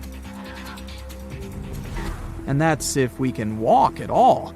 Our bones cannot support our weight with such a considerable gravity, and our hearts have to work twice as hard to keep us alive. The birds can't fly anymore. Nothing can, precisely. All the existing trees fall down, and the new ones grow very close to the earth, like grass. Talking about the trees, how is our ecosystem doing? Well, not good. If we don't appreciate the environment on our small Earth right now, imagine what would happen if we had such a massive space at our disposal. I even assume that our tons of garbage would have overpowered even those endless supplies of trees and clean water that we would have in our new large home. Our machines and robots have to be huge to do at least something now. That's because even ordinary farms now are the size of the US states. I also assume that it would be much darker than we're used to. The Earth is so small now. Imagine what would happen when our planet becomes the size of the sun itself. Less sunlight means that we'd probably need an artificial sun. Also, the temperature differences on the planet's surface would be huge. If you're surprised, you probably underestimated the size of the sun. It's almost 110 times larger than the Earth. Our new Earth's equator equals our current Earth's 35 equators. Oh, and remember Pluto? Well, it's our only moon now. The first one would have probably crashed into us a long time ago, making us share the fate of the dinosaurs. In that case, all the water would likely evaporate from our planet. Anyway, there are thousands of bad possibilities, but let's just move on and focus on something good. Scenario 3. Same thing, but the Earth retains its density. Now this one is interesting. We're no longer a planet. We're a star now. In fact, we became even more massive than the Sun. Our planet now has a 3.9 solar mass because we need to balance our low density somehow. In short, it would be almost the same as in Scenario 2, but with more interesting long-term consequences. Since our Earth became 4 times as massive as the Sun, it would have burned its fuel quicker. Then it would evolve, and depending on the mass of its core, it either becomes a supernova or just blows off its outer layers to form a planetary nebula. If it goes supernova, the Sun that was so close to us blasts, and now there is just our ex-Earth, a lonely ball with a teeny tiny diameter of 12.5 miles. We're a neutron star. That is, a star made of degenerate neutron matter. That thing is ultra dense and spins very quickly, so you'd better stay away from it. If the Earth becomes a nebula, the Sun collects all the dust and adds it to its mass. Now we have a slightly more massive Sun and a white dwarf. The time passes, and Grandpa Sun lives out his life. It becomes a red giant after depleting the hydrogen in its core. It starts expanding and leaves its material, mostly hydrogen, on the white dwarf. That's us. When the matter reaches high enough temperatures and pressures, nuclear fusion happens. We become a nova. Yay, we're a star again. A lonely one, but a star nevertheless. So what happens next? You see, a star is a battle of opposing forces. One of them is gravity, which tries in every possible way to compress the lead into a small ball as much as possible. The second is a pile of fuel in the star's core, which, while burning, forms tons of energy and substantial hot temperatures. As long as these forces are in balance, the star lives. But when the star's fuel runs out, the star cools down. The pressure inside it drops. This means gravity has won. It squeezes the star with all its might, and as a result, the star goes, hooray! In just 15 seconds, the brightest light you've ever seen in your life flashes, and our ex-Earth goes supernova, leaving a stunning nebula behind. Anyway, don't worry. It's actually impossible for a rocky planet to be the size of the Sun. Only other stars can be that large. But wait, why is our Earth so small while the other planets are enormous? Do they just keep growing, or do they stop at some point? The more mass you add, the more compression you get. As planets become more massive, the gravitational compression increases. They stop growing when their mass reaches roughly 1.7 times that of Jupiter, or 540 masses of the Earth. After that, adding more mass to a planet will make it smaller, because the compression becomes stronger. In other words, our little thought experiment is impossible. Imagine that it's the year 2025, and our planet has completely changed. Rising sea levels, extreme weather, and the ocean becoming more and more acidic are just some of the problems people have been dealing with for years. But in one of the world's largest coastal cities, the situation has become too serious. It was a sunny day in June when a massive earthquake shook the city to its core. The ground beneath people's feet heaved and shook, and buildings swayed dangerously. People ran through the streets in panic, trying to find safety. But as soon as the ground settled, the inhabitants of the city realized the real danger. A wall of water, almost 100 feet high, was rushing toward the city, propelled by the force of the earthquake. The tsunami hit the city with unimaginable force. Entire neighborhoods were wiped out, and thousands of people lost their lives. But here's where things get interesting. In the aftermath of the disaster, the city's authorities realized that they couldn't just rebuild the city as it was before. They needed to be better prepared for the next potential disaster. And so they came up with an incredibly ambitious project to build an underwater city. The goal was to create a self-sufficient, sustainable city beneath the ocean's surface that could withstand any natural disaster. The underwater city would be powered by renewable energy, using tidal power and underwater solar panels.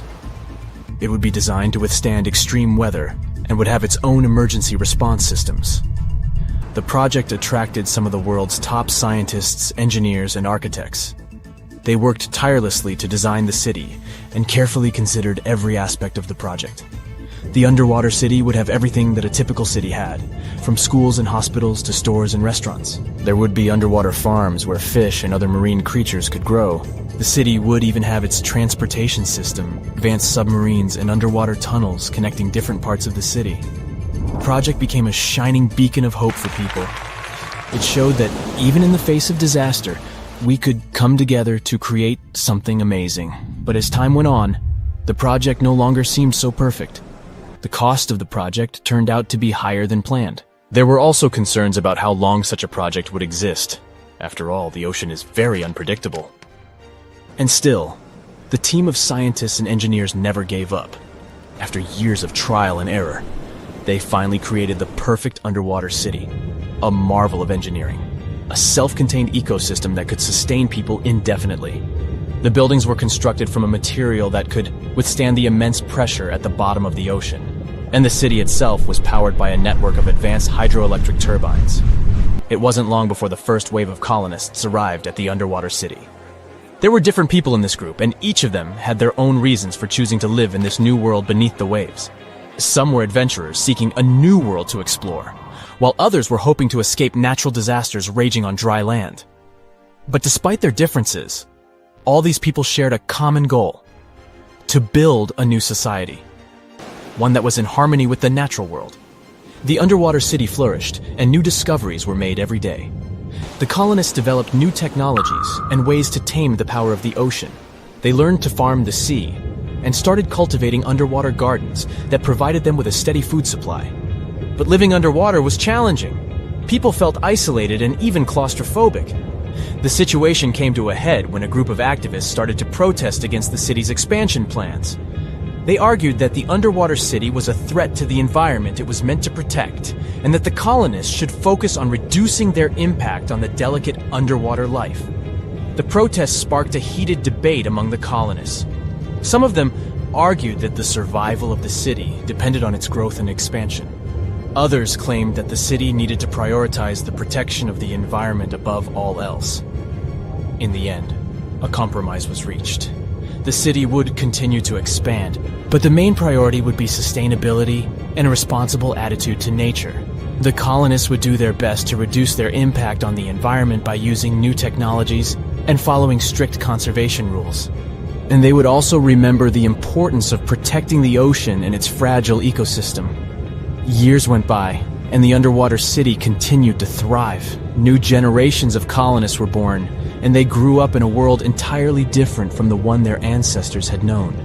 They never saw the world on the surface, but appreciated the beauty and complexity of the underwater world they called home. And as the years passed, the city became a symbol of hope for a world struggling with the devastating effects of climate change. It showed that despite all difficulties, people could come together to create a better world. It is a reminder that the future is not set in stone, and that we can build it sustainably and in harmony with the natural world. Let's face it, as stars go, our sun is actually, well, pretty boring. Come on, there's nothing unusual about it. There are millions of similar yellow dwarfs in the universe. And yet, we love it. After all, it's the only star we have, and it gives us life. However, it wasn't always like that. Once upon a time, the sun had a twin, possibly an evil one. What happened to it? Well, let's find out. Now this here is a giant molecular cloud. They're also sometimes called dark nebula. Here, there are many interstellar clumps full of gas, dust, and piles of stars. These clouds have no clear boundaries and often take weird, crazy forms. You can even see some of them with the naked eye. Look at the clear sky at night. They look like dark spots all across the bright Milky Way. And this is exactly where our sun was born about 4.5 billion years ago. The sun originated from one of these molecular clouds. Billions of years ago, waves of energy were passing by here. They collected all this material and compressed these clumps into dense nuclei. That's when a protostar was born. This young protostar was a ball of lukewarm hydrogen and helium. And then, millions of years later, the temperature and pressure inside the balls increased. As a result, a star was born, the sun. But not everything in this molecular cloud has turned into the sun.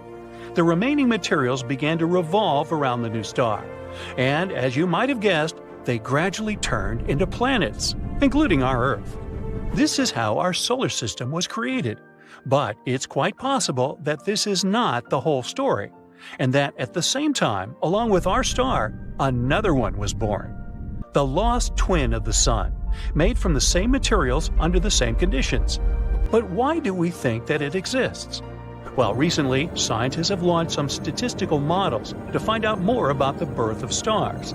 And these models have shown that many stars appear not individually, but in clusters, or at least with one sibling. After more research, scientists confirmed that, yep, most stars formed inside molecular clouds are born with a companion. Sometimes these companions stay together. For example, a small star will revolve around a large one. They can even form double, triple, and other star systems. And sometimes their paths may diverge forever. This probably happened to our sun as well. It could have had a sibling too. Perhaps not even one, but a whole cluster of little brothers and sisters. And one bigger twin with a similar mass and other characteristics. But if that's the case, then where are you, our lost twin? Well, we have one hypothesis, and according to it, this twin may not be as good as it seems. In the 1980s, scientists began to notice a certain pattern in the Earth's history. Approximately every 27 million years, give or take, large-scale extinctions occurred on our planet. Pretty strange, right? Every 27 million years in the history of Earth, some kind of catastrophe occurred that changed its biosphere forever, as if something, as scheduled, cyclically, caused them. Then an astronomer, Richard Muller, suggested that there may be something that caused the events, a certain celestial body. According to him, it could be a dwarf star that we can't see because of how dim it is. It could be located about 1.5 light years away from us. This star rotates around the sun in a huge orbit, and it approximately takes a whopping 27 million years for it to finish its orbit. And when it gets closest to the Sun, it starts to cause complete chaos. While approaching us, this troublemaker changes the trajectories of comets in the Oort cloud or the Kuiper belt. As a result, all these comets start to rush straight toward us. Then they crash into the Earth and cause mass extinctions, just like it was with dinosaurs. This hypothetical star was named Nemesis. It's the name of the ancient Greek deity of retribution. What is it taking revenge on us for? No idea. Perhaps it didn't like the fact that once upon a time, the Sun took away almost all the dust and gas from a molecular cloud. The Sun became a fairly large star, but the twin remained dark and small. Moreover, in the end, it was forced to fly away in the middle of nowhere. Anyone would be annoyed by something like this. Scientists have put forward various hypotheses about what the mysterious Nemesis is. Perhaps it's a brown or red dwarf, the remnants of a star that has completely depleted its fuel. Or maybe it's not a star at all, but a rogue planet more gigantic than Jupiter. Well, whatever it is, its existence isn't particularly pleasant for us. However, all our attempts to find the culprit unfortunately failed. At the moment, we still haven't found any signs of Nemesis. Recent studies have called into question the theory of regular mass extinctions. If you look more into fossil records, you'll notice that these catastrophes occurred rather randomly, rather than on a clear schedule. Now scientists doubt if Nemesis may actually exist. They also say that any star moving in a similar orbit would be very unstable, and it's very unlikely that it could have survived for that long. But despite the lack of clear evidence, Nemesis had become quite famous online. Many articles and news still mention it in different contexts. They like to write off any dramatic events taking place in the world, like asteroid falls, tsunamis, and so on this mysterious star. So now, all this may seem like a typical urban legend, but let's not forget about something important. Even if Nemesis itself doesn't exist, it doesn't mean that the Sun didn't have a twin. First of all, everything we talked about at the beginning is still relevant. Most stars aren't born alone.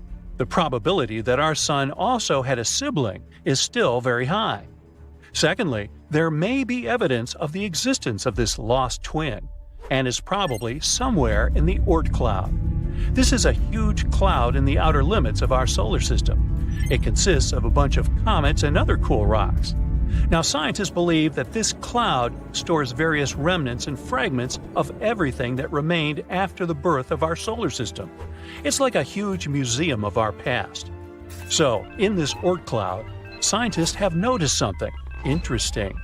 Basically, this region seems to be too heavy.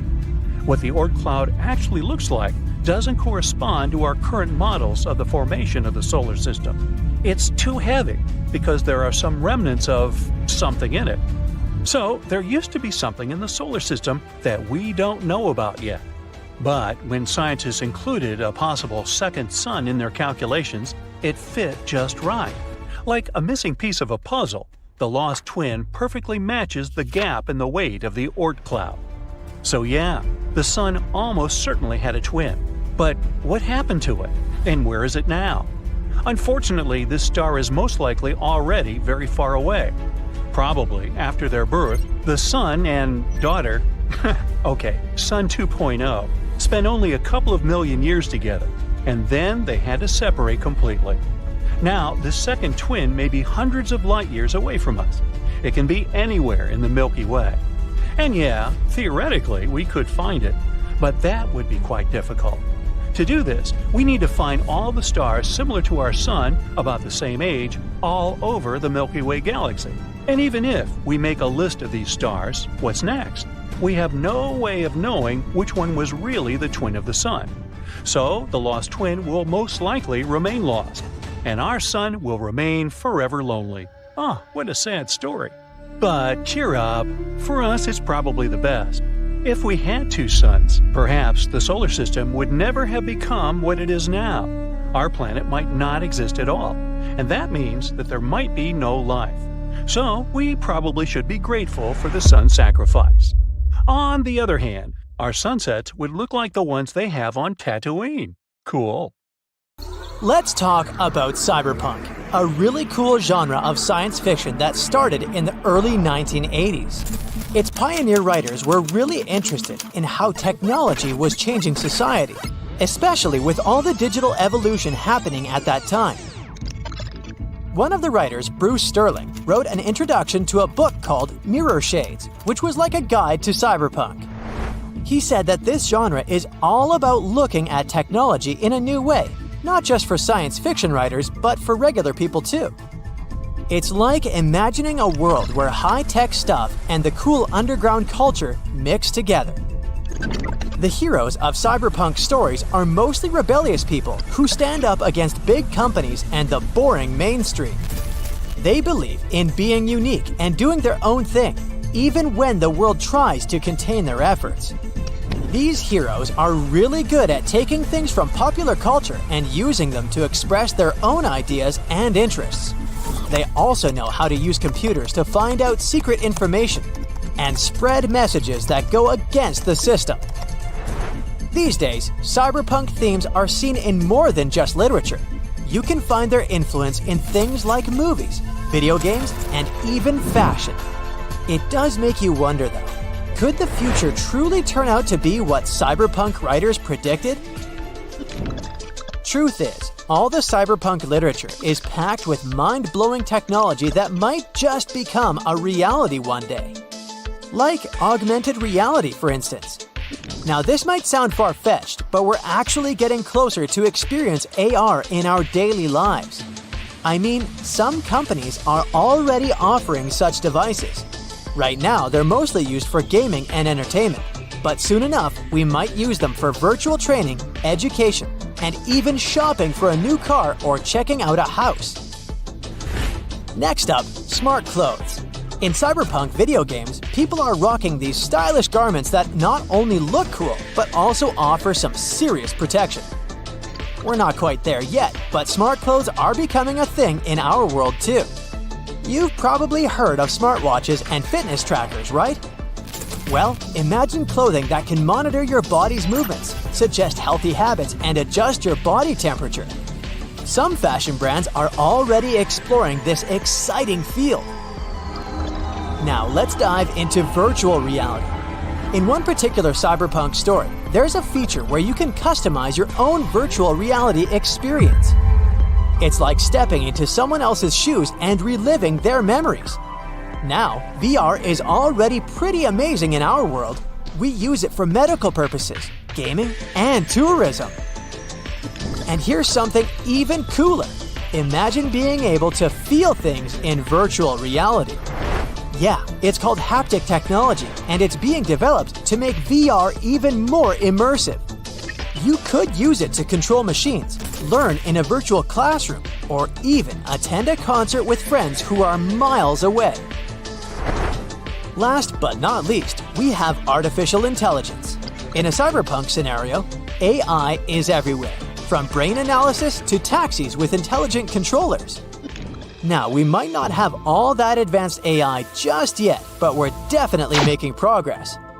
You're probably familiar with all those virtual assistants featured on smartphones. Well, imagine them getting even smarter.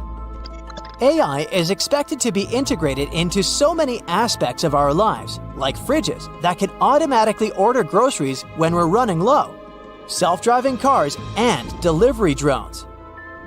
And hey, AI is already helping companies suggest personalized content based on certain preferences. In the future, it might even help us find the perfect recipe for dinner or recommend the ideal cosmetic product just for us. Then, there's the potential for a brain-computer interface, or BCI for short. In a cyberpunk world, it's like a special connection between our brains and the internet that would allow people to virtually explore using just their minds. In the real world, scientists are already working on developing BCI systems. They can read the signals from our brains and turn them into commands. So instead of using a keyboard or a mouse, we might be able to control objects just by thinking. Right now, these BCI devices are being used in research settings, but someday they could be used to support people. They could help with regaining useful functions and improve rehabilitation. It doesn't stop there, though. BCI could also help professionals like pilots and surgeons. It could make their natural skills even better and help them do their jobs with even more precision. But, there are also some things we need to be careful about when it comes to this cyberpunk technology. In the cyberpunk world, there are serious problems to consider. One of the concerns, for instance, is that if we rely too much on technology, it might start making decisions for us. We might become less skilled at day-to-day tasks because we let the machines do everything for us. That's why we should focus on using our own resources to make our own choices. Another thing we need to watch out for is protecting our information. All sorts of security breaches are already happening all over the world. We need to make sure we have strong measures in place to keep our information safe. Science and technology are moving at an incredible pace these days. It's hard to pinpoint what the future might look like, but you surely have some sort of scenario in mind. Maybe you envision a world where robots and AIs, controlled by a handful of powerful corporations or individuals, dominate the scene with unjust power structures. Or perhaps you picture sprawling cities filled with skyscrapers and flying cars, shrouded in perpetual darkness. And maybe the future seems bleak, where only a privileged few have access to nature, while the rest struggle to make ends meet on a harsh planet. In the cyberpunk world, our planet is either on the brink of a disaster or has already fallen into complete ruin. The stories consistently revolve around dominance and control, whether it's between the rich and the poor, corporations and the market, or humans and the AI robots they create. Cyberpunk is all about systematic and oppressive inequality. It's also about a future where most humans live in a highly mechanized society that disconnects them from the rest of the natural world. In this potential future, all the amazing technologies we've created don't really improve the lives of most people. In fact, they make things worse. It's not all bad, though. Sci-fi can be more than just entertainment. It has a way of inspiring and shaping our real world. Throughout history, designers have drawn inspiration from sci-fi for inventions for things like flip phones, self-driving cars, and even the concept of the metaverse. There are also many interesting alternatives for the future. Ever heard of solarpunk? It's also a genre of speculative fiction, but one that envisions technology and the environment evolving together. The solar part is all about the power of solar energy, while the punk part puts it in the same awesome group as other sci-fi genres like cyberpunk. So what does solarpunk actually look like? Well, imagine visually stunning utopias that are all about the environment and being positive. In solarpunk worlds, they've totally sorted out how to correctly use the planet's resources, or are actively working together to fix it. It's all about coming together and being friends in the fight against a bleak future. When you enter a solarpunk universe, you'll be greeted by groovy green tech, cities that are super walkable, and tons of lush greenery. It's all about living in harmony with nature, while still rocking the latest technology.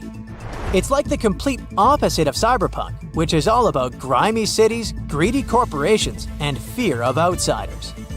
Solarpunk is all about putting people first and recognizing the amazing connection between human intelligence and the Earth. One of the major influences on solarpunk is Art Nouveau. This art movement is all about embracing organic and earthly shapes, and it fits perfectly with solarpunk's vibe.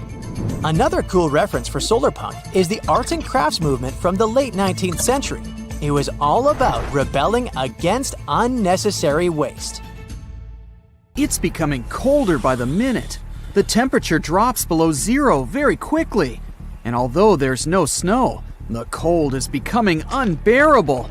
Hoarfrost appears on the ground, the grass, and the trees, and ice forms on bodies of water at an incredible rate.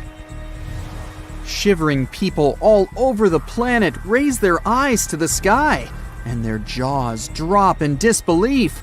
The sun has become twice as small as it used to be. It now looks like a distant speck, and it won't be able to heat the Earth any longer. But the worst thing is, there's a huge blazing rock coming right at the horrified spectators from the sky, and the impact with that thing will undoubtedly do a lot of damage. Okay, let's go back to our objective reality. The Earth is exactly in the sweet spot of our solar system. It's neither too close nor too far from the Sun, making the temperature on our planet not just tolerable, but rather pleasant. Scientists often call Venus, the second planet from the Sun, our Earth's evil twin, because it's so hot and inhospitable that no life is possible on it. Of course, there are thick clouds in its atmosphere that rain acid, and the greenhouse gases raise the temperature on the surface to unbearable values. But even if Venus didn't have those, nothing would still be able to live there because of the proximity to the Sun. If there was any liquid water, it would evaporate too quickly, leaving life no chance to develop.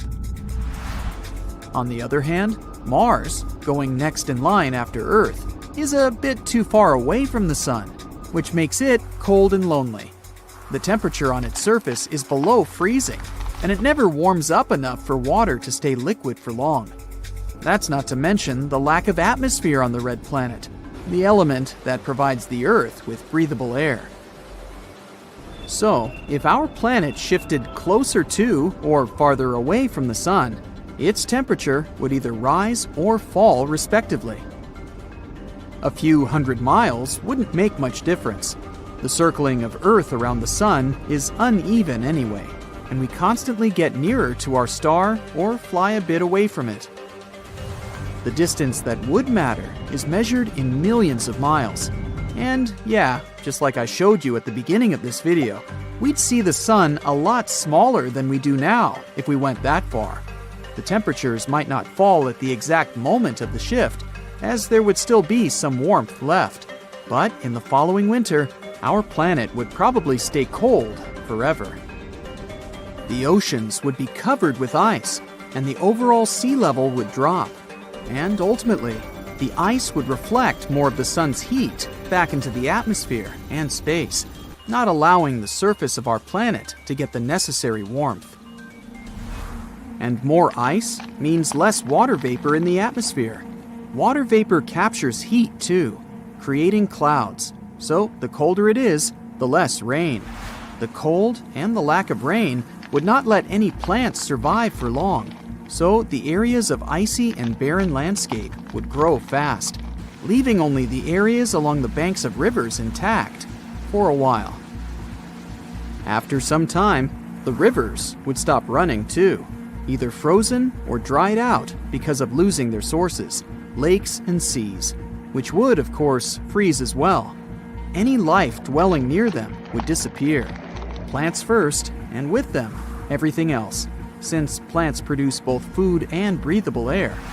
And with that, the Earth would become a frozen wasteland. As for the giant blazing rock I mentioned, it was an asteroid coming from outer space because of the shift of our planet's orbit.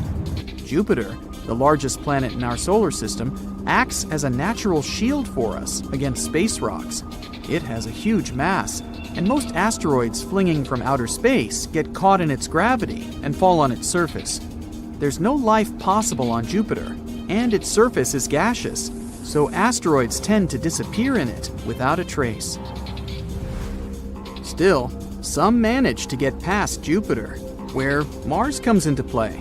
It also contributes to our defense by holding the asteroid belt between itself and Jupiter in place. The two planets' combined mass creates a gravitational field that doesn't allow the asteroids from the belt to fly in random directions, hitting everything in their path. If there was no Mars between us and the belt, we'd be used to meteor showers almost more than actual rains. Say the Earth has replaced Mars in its orbit, and now we're hundreds of millions of miles farther away from the Sun.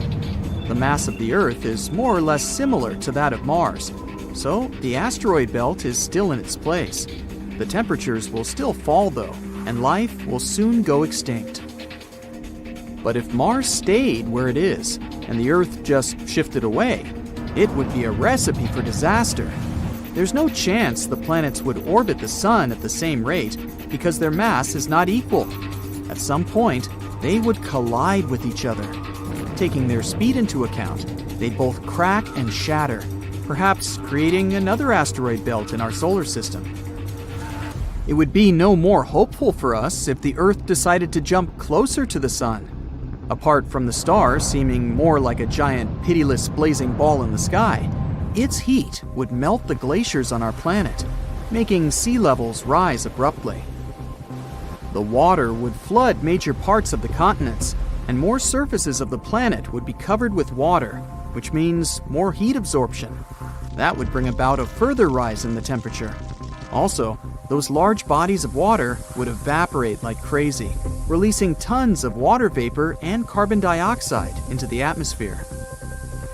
Carbon dioxide is a greenhouse gas that absorbs heat, and so does water vapor.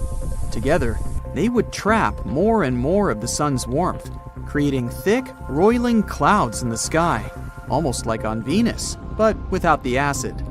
And that thick blanket of clouds would also contribute to heating the surface of our planet. In the end, the entire Earth would heat up so much that life on its surface would become unbearable for most. Only the sturdiest of creatures would be able to survive temperatures so high, those that dwell in our deserts, for example. Despite the rainfall, which wouldn't cease as in the cold scenario, plants would still have difficulty adapting to the new and hot environments. The ones in the cooler regions of the planet would be the first to wilt and go. But then, plants from the moderate and finally tropical climes would also give up. And, yet again, the Earth would turn into a barren ball of rock, only this time an overheated one rather than frozen. Our planet's distance from the Sun, its tilt, its speed of rotation around its own axis, its orbit around the Sun, and even the presence of the Moon in its skies. All of that is crucial for life on Earth to exist. For instance, if the planet wasn't tilted relative to the Sun, it would be unbearably hot on the equator and impossibly cold at the poles. The seasons would also stop changing, dividing the Earth into strips of endless summer and winter. Our planet is heated up evenly from all sides, with the current tilt and rotation, like you would roast a barbecue. It turns to the Sun with one side to warm it up, while the other cools down during the night. Were there no change of night and day, we'd probably only live in some areas of our planet where constant, never-ending twilight would be. Just imagine our life without those beautiful sunrises and sunsets. Maybe we'll just let it stay as it is, okay? Okay, so you've seen the movies and read the books on time travel. Most of them tell stories about entering some futuristic boxes, and in the blink of an eye, you're in some different epoch. For now, this is just sci-fi. But there are ways to make time travel possible, at least theoretically. We just don't have the technology figured out yet. For starters, time travel to the future could be achieved by traveling at high speeds, but not just getting a ticket on the superhighway kind of speed. This is based on Einstein's theory of special relativity. It explains that time slows down for objects that move at really high speeds. And the good news is scientists have already tested this theory, and it looks promising. They did it with the help of two identical clocks. One was placed on a jet, and one stayed on the ground. They found that the clock on the jet ticked slower than the one on the ground because of how fast the jet was moving. The faster an object is moving, the more time will slow down for it. Currently, the fastest speeds achieved by human technology are seen in a special type of particles called neutrinos. Some of these can move at almost the speed of light. At these speeds, 1 second for the protons is equal to 11 months for us. Now, we might be able to time travel to the future with the use of gravity, too. This idea is based on Einstein's findings, namely his theory of general relativity. Now, this theory explains that the stronger gravity is, the more slowly time moves. This means that as you get closer to the center of the Earth, the strength of gravity increases. And if you think about it like that, time actually passes more slowly for your feet than for your head. Now, is that why I'm always late for stuff? Good excuse. This effect has been measured too. with the help of the same strategy with two identical clocks. Scientists placed them on shelves at different heights and measured the rate of ticking. The clock on the lower shelf ticked more slowly because it experienced a slightly stronger gravity. But this option comes with a catch. To be able to travel to the far future, you'll need to find a place with extremely strong gravity, like a black hole. That's a point in space where the gravity has so much force that even light cannot escape it. There, gravity becomes so intense that matter gets squeezed into a tiny space. The closer you get to the black hole, the more slowly time moves. However, traveling via a black hole is very dangerous, mostly because it's a one-way ticket. Once you cross its edges, there's no coming back. Now, here's a fun fact. The GPS systems we use on our phones and in our cars already have to account for time dilation effects in order to work properly. That's because of the speed of the satellites they use and the gravity they feel here on Earth. Without these corrections, your phone's GPS wouldn't be able to pinpoint your location on Earth very precisely. Meanwhile, the third option has less to do with the universe's unknown forces and more to do with our own bodies. Scientists are trying to find ways to time travel to the future by slowing down the body's own processes. It's not time travel per se. You wouldn't technically be going anywhere. But if your body stays put for a long period of time, you could eventually wake up in the future. Some animals, like bears and squirrels, can slow down their metabolism during hibernation, which means they don't need as much food and oxygen to survive. Specialists are trying to figure out if humans can do the same thing. They're working on ways to make people go into a short-term hibernation for a few hours to begin with. This could be helpful for medical emergencies too, in order to help a person before they can safely get to the hospital. In 2005, scientists were able to slow down the metabolism of mice by exposing them to a small amount of special gas. However, when they tried to do the same thing with larger animals, it did not work as effectively. Our fourth option of traveling through time is really unique. It involves a special type of shortcuts that may exist in our universe called wormholes. Now, before we move on, let's try to understand what they are. You'll need to picture two balls and a trampoline. If there's no pressure applied on the trampoline, it stays flat. Now imagine the two balls placed on the trampoline symmetrically. If you look at them from this perspective, there's no possibility of them ever touching. But if you put enough pressure on the trampoline between the two balls, this flexible fabric can stretch so much that the two objects might potentially touch each other. The same thing happens with stars in different star systems. They're big enough to curve space around them. That's why most planets tend to orbit around a star. The tunnel between those 2 points would be a wormhole. These wormholes could be used to travel long distances, like 1 billion light-years, or even visit different times. Now, many scientists, like Stephen Hawking, think that wormholes might appear and disappear, but be very small, smaller than atoms. The problem is that we don't know how to catch one and make it bigger so that people can use it. This would take a lot of energy, and we don't know if it's even possible. Some astronomers say that even if we could find a wormhole and enter it, it would rapidly collapse on itself. Even the tiniest bit of extra mass, like that of our bodies for example, can result in the wormhole slamming shut, like a rubber band that's been stretched too much. Now, the fifth solution for time traveling was proposed by an American physicist named Ron Mallett. It involves one resource that we know for sure is abundant in the universe: light. The scientist proposed a theory about time travel that would use a rotating cylinder of light. He believes that if something was dropped inside this swirling cylinder, it could be moved in both space and time, similar to how a bubble moves when you swirl it with a spoon in your coffee. According to Mallett, the right shape of the cylinder could allow for traveling to both the past and the future. The physicist has been trying to raise money for an experiment to test his theory. This experiment involves dropping tiny particles, called neutrons, through a circular arrangement of spinning lasers. However, other scientists say Mallett's theory is impossible and there's no need to test it further. Well, even if we eventually figured out a way to travel back in the past or to the future, would it be safe? Scientists have been talking about a problem called the paradox of time travel for a long time. The main question is what would happen if you went back in time and did something that changed the future. However, a new study from researchers from the University of Queensland says that this problem might not be real after all. The scientists have done some calculations and found out that even if you had changed something in the past, the timeline would still end up the same way. Another variation of this problem is called the grandfather paradox. Imagine going back in time and preventing your own grandfather from having offspring. Come to think of it, it automatically means you shouldn't exist in the first place. If your grandparents didn't have your parents, how can you exist at all? Well, these days scientists are certain that even if you did experience something like that, you'd still exist in the present. That's because the timeline that already exists has a way of adjusting itself, regardless of where people are in time and what they do. Or somehow get 1.21 gigawatts in a DeLorean and make like Marty McFly.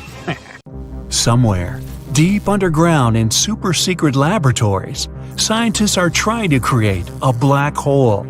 It looks like the latest experiment was a success. The black hole hovers above the desk for a moment, but then, in a split second, it swallows it whole. Uh-oh. After its meal, the black hole grows until it is out of control. Microscopes and test tubes fly into the dark void. Soon everything in the room has been consumed. Each time it eats, it grows bigger and bigger and attracts even larger objects. On the surface, people go about their day as usual. Some joggers stop their run when they see a giant black sphere growing in the distance. Houses are torn from their foundations, and cars fly through the air towards the black abyss. In just a few minutes, the black hole has enveloped our entire planet. Then it grows big enough to consume the Moon and Mars. The black hole is now heavier than anything in our solar system. All of the planets begin to circle it before becoming food for the monster. Finally, even the sun is extinguished in the belly of the beast. Well, that was pretty bleak. Don't worry, this isn't how the scenario would play out in real life. Our scientists may actually be capable of creating a black hole, but it's far safer than this. The effort to make a black hole is led by the scientists working in Geneva on something called the Large Hadron Collider. This machine basically makes particles move at high speeds until they collide. When this happens, they release a lot of energy and create a lot of interesting effects. Scientists think that energy released by these collisions might be enough to create a black hole. Some people were so worried by this that they even tried to ban the construction of the Large Hadron Collider. Luckily, if a black hole did appear, it would be so small that it wouldn't be able to do anything. Black holes actually produce a lot of energy and release it, often as heat like a furnace. That means that they will fade away when they run out of fuel. If one appeared in the experiment, it would instantly burn out and disappear in a billionth of a second. Even if a stable microscopic black hole was created, it would grow so slowly that nothing would happen. Assuming that it survived long enough to absorb the tiny particles around it, a black hole of this size would take about 500 billion years to gain a pound of weight. Black holes could actually be really useful. One with the mass of Mount Everest would emit enough energy to completely power humanity. Even better, black holes are so dense that the one this big would only take up a tiny bit of space. We couldn't create anything as enormous as the naturally occurring black holes, though. Some can weigh hundreds of thousands of times as much as our Sun. Recently, scientists have observed a real black hole feast. The sight of a black hole tearing an enormous star apart is one of the most mesmerizing sights in the universe. Heavier and more destructive than anything else in existence, the black hole is both amazing and terrifying. And black holes aren't actually black at all. They're so massive that even light can't escape their pull, meaning that they're actually invisible. Scientists can only find them with special instruments. Most natural black holes are born as stars reach the end of their lifespan. You can picture healthy stars as giant furnaces that burn hydrogen and give off unbelievable amounts of energy. Every second, stars like our Sun produce more energy than humanity has ever produced, which pushes outwards and makes it want to expand. This is what eventually finds its way to Earth as the heat that birthed life on our planet. The only thing stopping this expansion is gravity, a force that basically just pulls objects toward something heavy.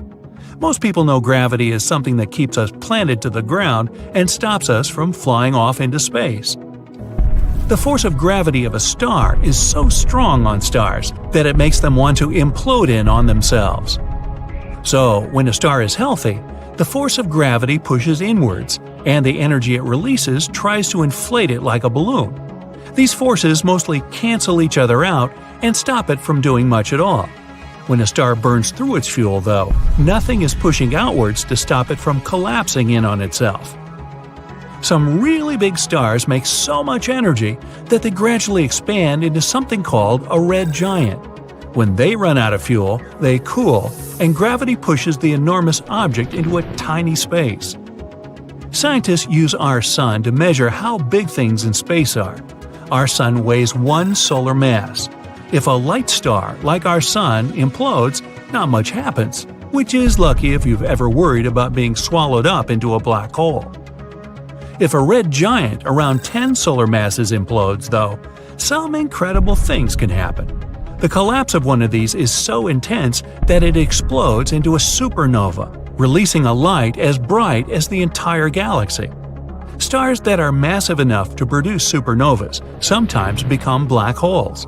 Their weight causes gravity to push down and compact them until they collapse into a black hole in less than a second. The inside of a black hole is mysterious and unexplored, for obvious reasons. One thing we do know is that they're so massive that they can even distort time. 1 second near the black disk can be equal to weeks or even months on Earth, depending on its size. In 2019, scientists watched a black hole devour a star the size of our Sun. Even though it was 860,000 miles wide, the star was completely trapped in the black hole's gravitational field. For a while, they danced around each other, gradually coming closer and closer. Eventually, though, the star was extinguished in the invisible mouth of the black hole. The black hole sometimes releases beams of energy into space. Sizzling plasma flies out at 6,200 miles per second as the black hole finishes destroying the star. About half of the star's mass is consumed, while the rest is ejected into space. Incredibly, these insatiable titans even consume other black holes when they get big enough. The collision of 2 black holes was recently witnessed by scientists when one, weighing in at 85 solar masses, met another that was 66 solar masses. When black holes interact, the bigger one always swallows the smaller, adding even more mass to itself. The resulting black hole here reached 142 solar masses big. It's hard to believe, but this is still very small for a black hole. It will continue to consume everything around it and might even reach the size of a supermassive black hole at some point. These are unbelievably big and destructive. Our entire galaxy, the Milky Way, rotates around the gravitational field of one of these supermassive black holes. This monster weighs around 4 million solar masses, or more than 1 trillion times our planet. And that isn't even the biggest they get. It's also theorized that black holes can be made without a dramatic explosion. Big gas clouds that weigh hundreds of thousands of solar masses could condense under the force of their gravity to make a star. This object would already be so heavy that it would continue to compact until it became a black hole, skipping the supernova stage. Supermassive black holes are so far away and hard to observe that scientists doesn't have a full understanding of them yet. We don't know much about what happens inside a black hole, leading to a lot of speculation. For decades, people have theorized about how we could use black holes. Knowing that black holes distort time means that someone could use it to travel to the future with the right technology. If it was possible to build a ship strong enough to withstand the powerful gravitational fields, it would be simple. All they would need to do is decide how far they want to go and fly around the outside of the black hole. In the few minutes or hours they spent near the time warp, years could have passed back on Earth. They could be thousands of years old without having aged at all physically. Wow, that's officially a mind-blower.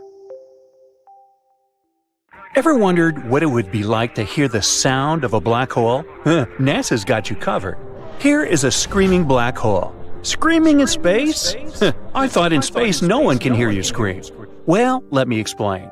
Using a telescope, NASA examined the movements of hot gas in a cluster of galaxies in 2002. Then they converted what they found into a sonification. The sound, how can I put it politely, wasn't appealing, but that's okay. After all, you're able to hear the noise hot gas produces in a cluster of galaxies 250 million light-years away. Hey, how would you like to hear the sound gas produces right here on Earth? Never mind.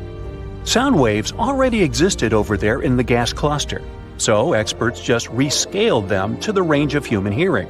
This is how they converted the input coming from the telescope. The principle is universal. In our atmosphere, we can hear stuff because pressure waves move through a medium like liquid or gas. Sound waves in these galaxies can also move because they're surrounded by gas. What does it have to do with black holes? Well, the thing triggering those pressure waves in the cluster is a giant black hole. To be more precise, it's a supermassive black hole that weighs millions of times more than the Sun. Wow.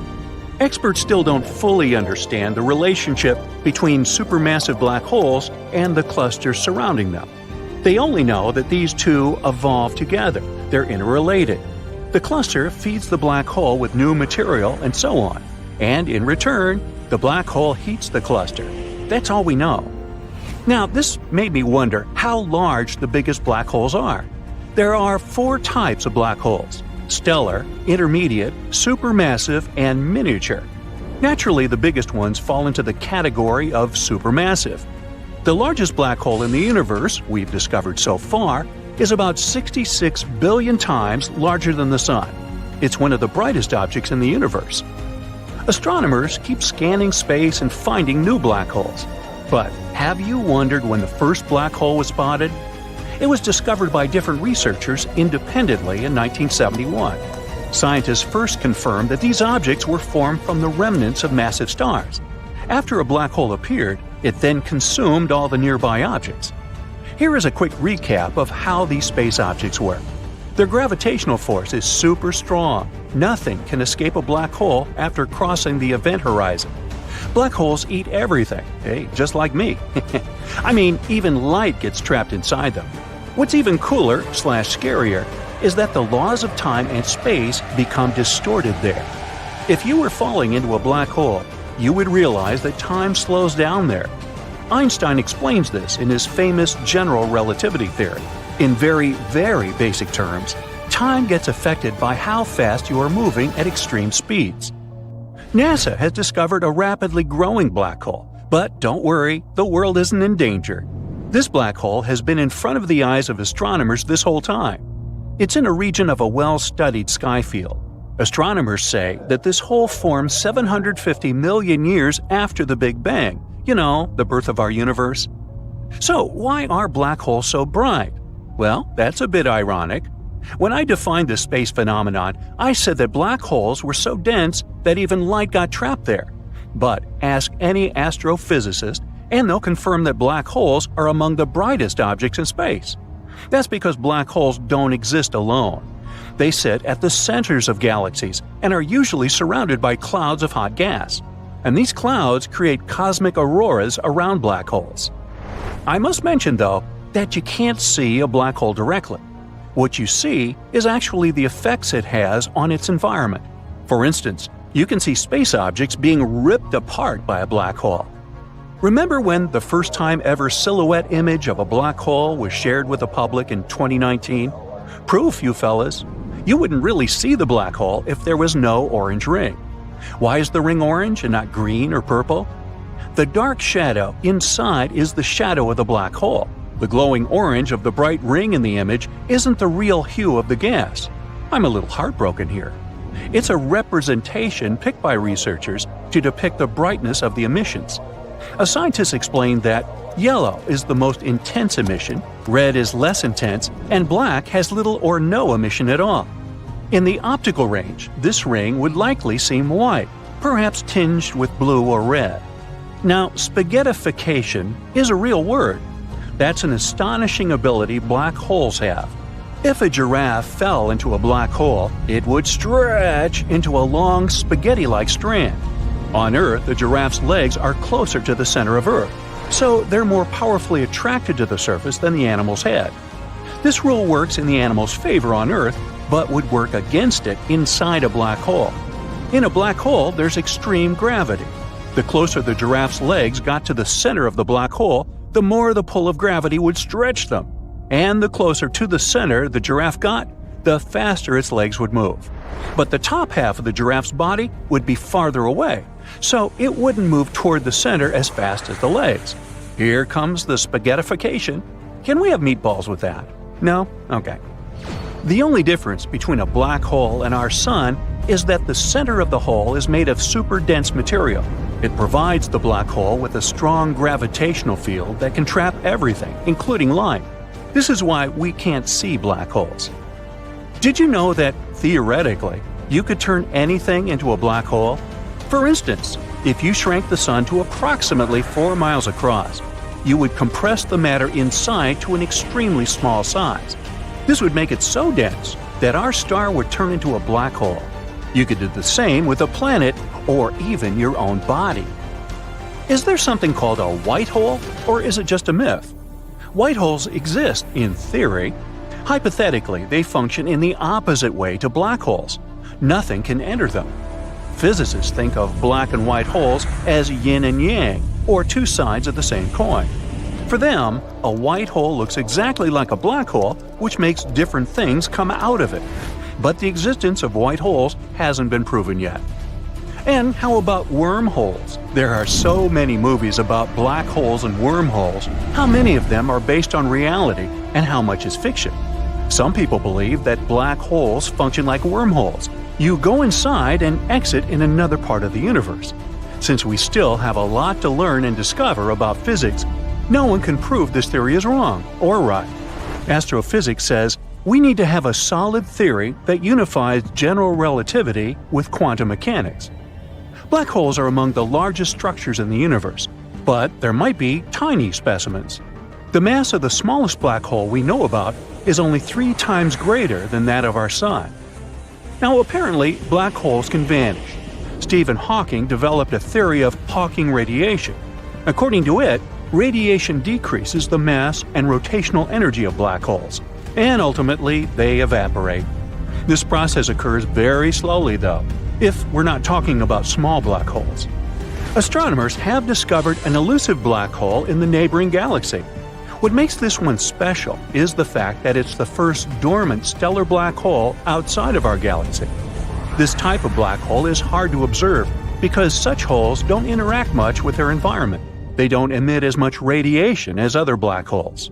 Well, back on Earth, what about sinkholes? Well, different physics. Yet, if you cross the event horizon, your whole car can disappear. Whoops! Our Sun is an average-sized star, and still, it could fit 1,300,000 Earths. The star is also 333,000 times as heavy as our planet. NASA has translated radio waves created by planets' atmospheres into audible sounds.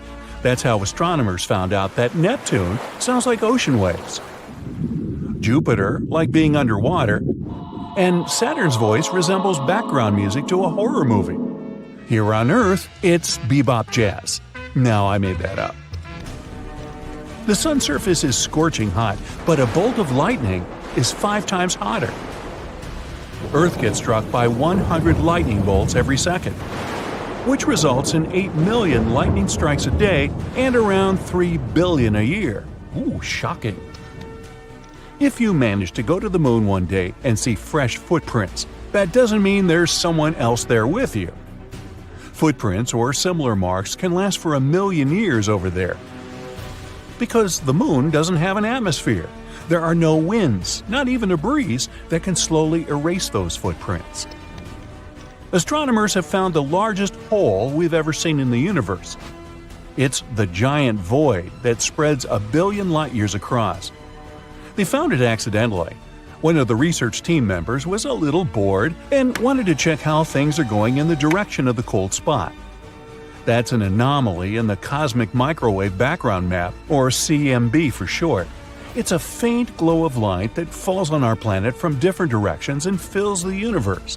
It's been streaming through space for almost 14 billion years as the afterglow that occurred after the Big Bang. So you fall right into the heart of the black hole and prepare for a sad end. Well, you don't have to. Falling into a black hole won't necessarily destroy you or your spaceship. You have to choose a bigger black hole to survive.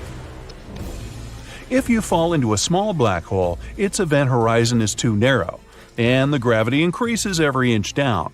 So if you extend your arm forward, the gravity on your fingers is much stronger than on your elbow. This will make your hand lengthen, and you'll feel some discomfort. Rather significant, to be honest. Things change if you fall into a supermassive black hole, like the ones in the center of galaxies. They can be millions of times heavier than the Sun. Their event horizon is wide, and the gravity doesn't change as quickly. So, the force you'll feel at your heels and at the top of your head will be about the same. And you can go all the way to the heart of the black hole. This myth is busted.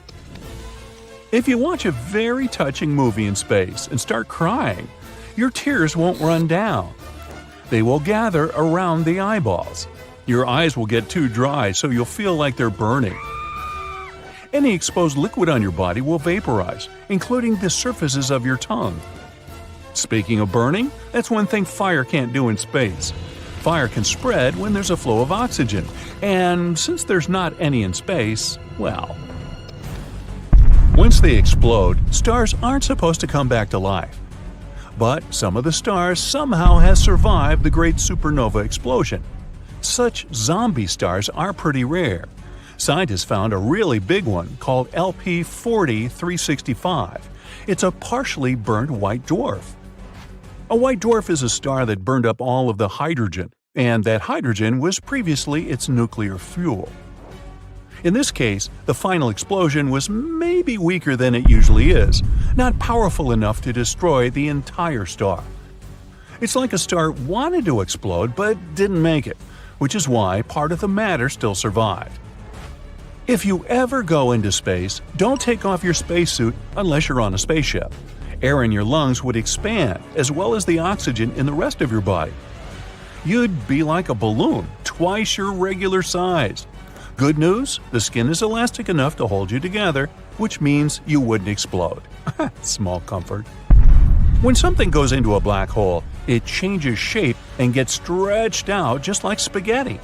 This happens because gravitational force is trying to stretch an object in one direction, but at the same time squeeze it into another, like a pasta paradox. Speaking of, a black hole that's as big as a single atom has the mass of a really big mountain. There's one at the center of the Milky Way called Sagittarius A. It has a mass like for a billion suns, but luckily it's far away from us. If you made a big boom on an asteroid, you'd never be able to hear its loud sound. Yes, we often hear the sound of spaceships and battles in space in the movies, but that's just a myth.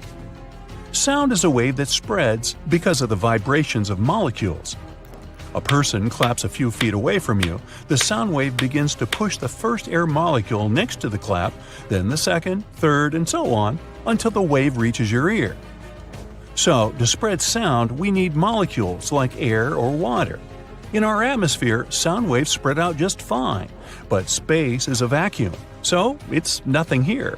You can clap your hands loudly there, but there just won't be any molecules that can vibrate and carry that sound. So, to carry on a conversation, you'd either need a radio or really good lip-reading skills. Meteoroids orbit the Sun, while the majority of human-made debris orbits our planet. For example, we launched almost 9,000 spacecraft around the world from satellites to rocket ships. Even the tiniest pieces can damage a spacecraft at such high speeds. Galaxies, planets, comets, asteroids, stars, space bodies are things we can actually see in space. But they make up less than 5% of the total universe. Dark matter, one of the biggest mysteries in space, is the name we use for all the mass in the universe that's still invisible to us. And there's a lot of it. It may even make 25% of the universe. Dark energy makes the other 70% of the universe.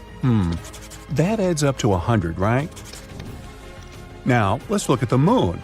It always looks at us with one side. This means the moon has a dark side and the sun's rays never get there. Well, that's a myth. The whole point is that the moon is gravitationally locked to the Earth. There are days and nights there too.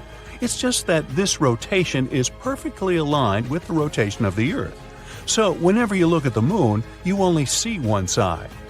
Although there are days when the sun shines there too, so it's not the dark side, it's the far side. And we even have pictures of this place.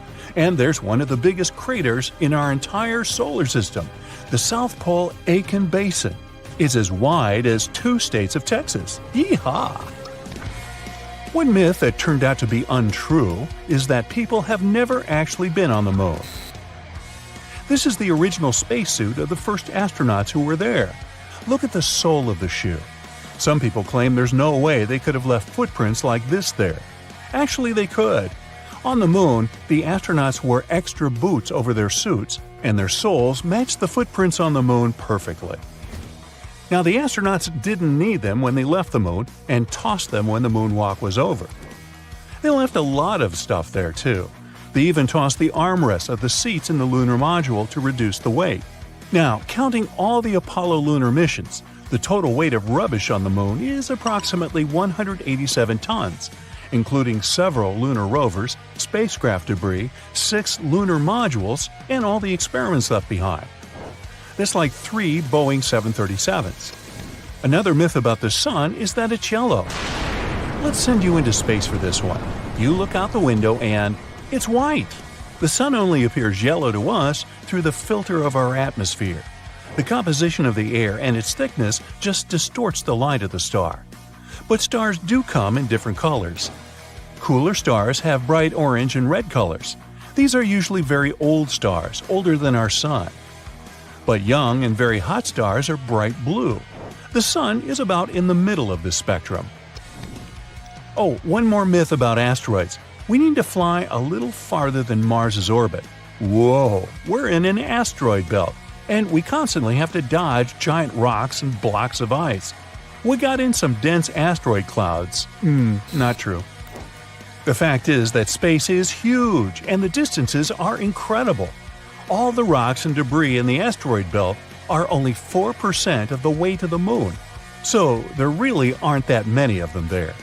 To understand the dimension of the emptiness in space, look at the collision of 2 galaxies. There are billions of stars in each of them. If we mix them up, it's unlikely there will be any collisions even here.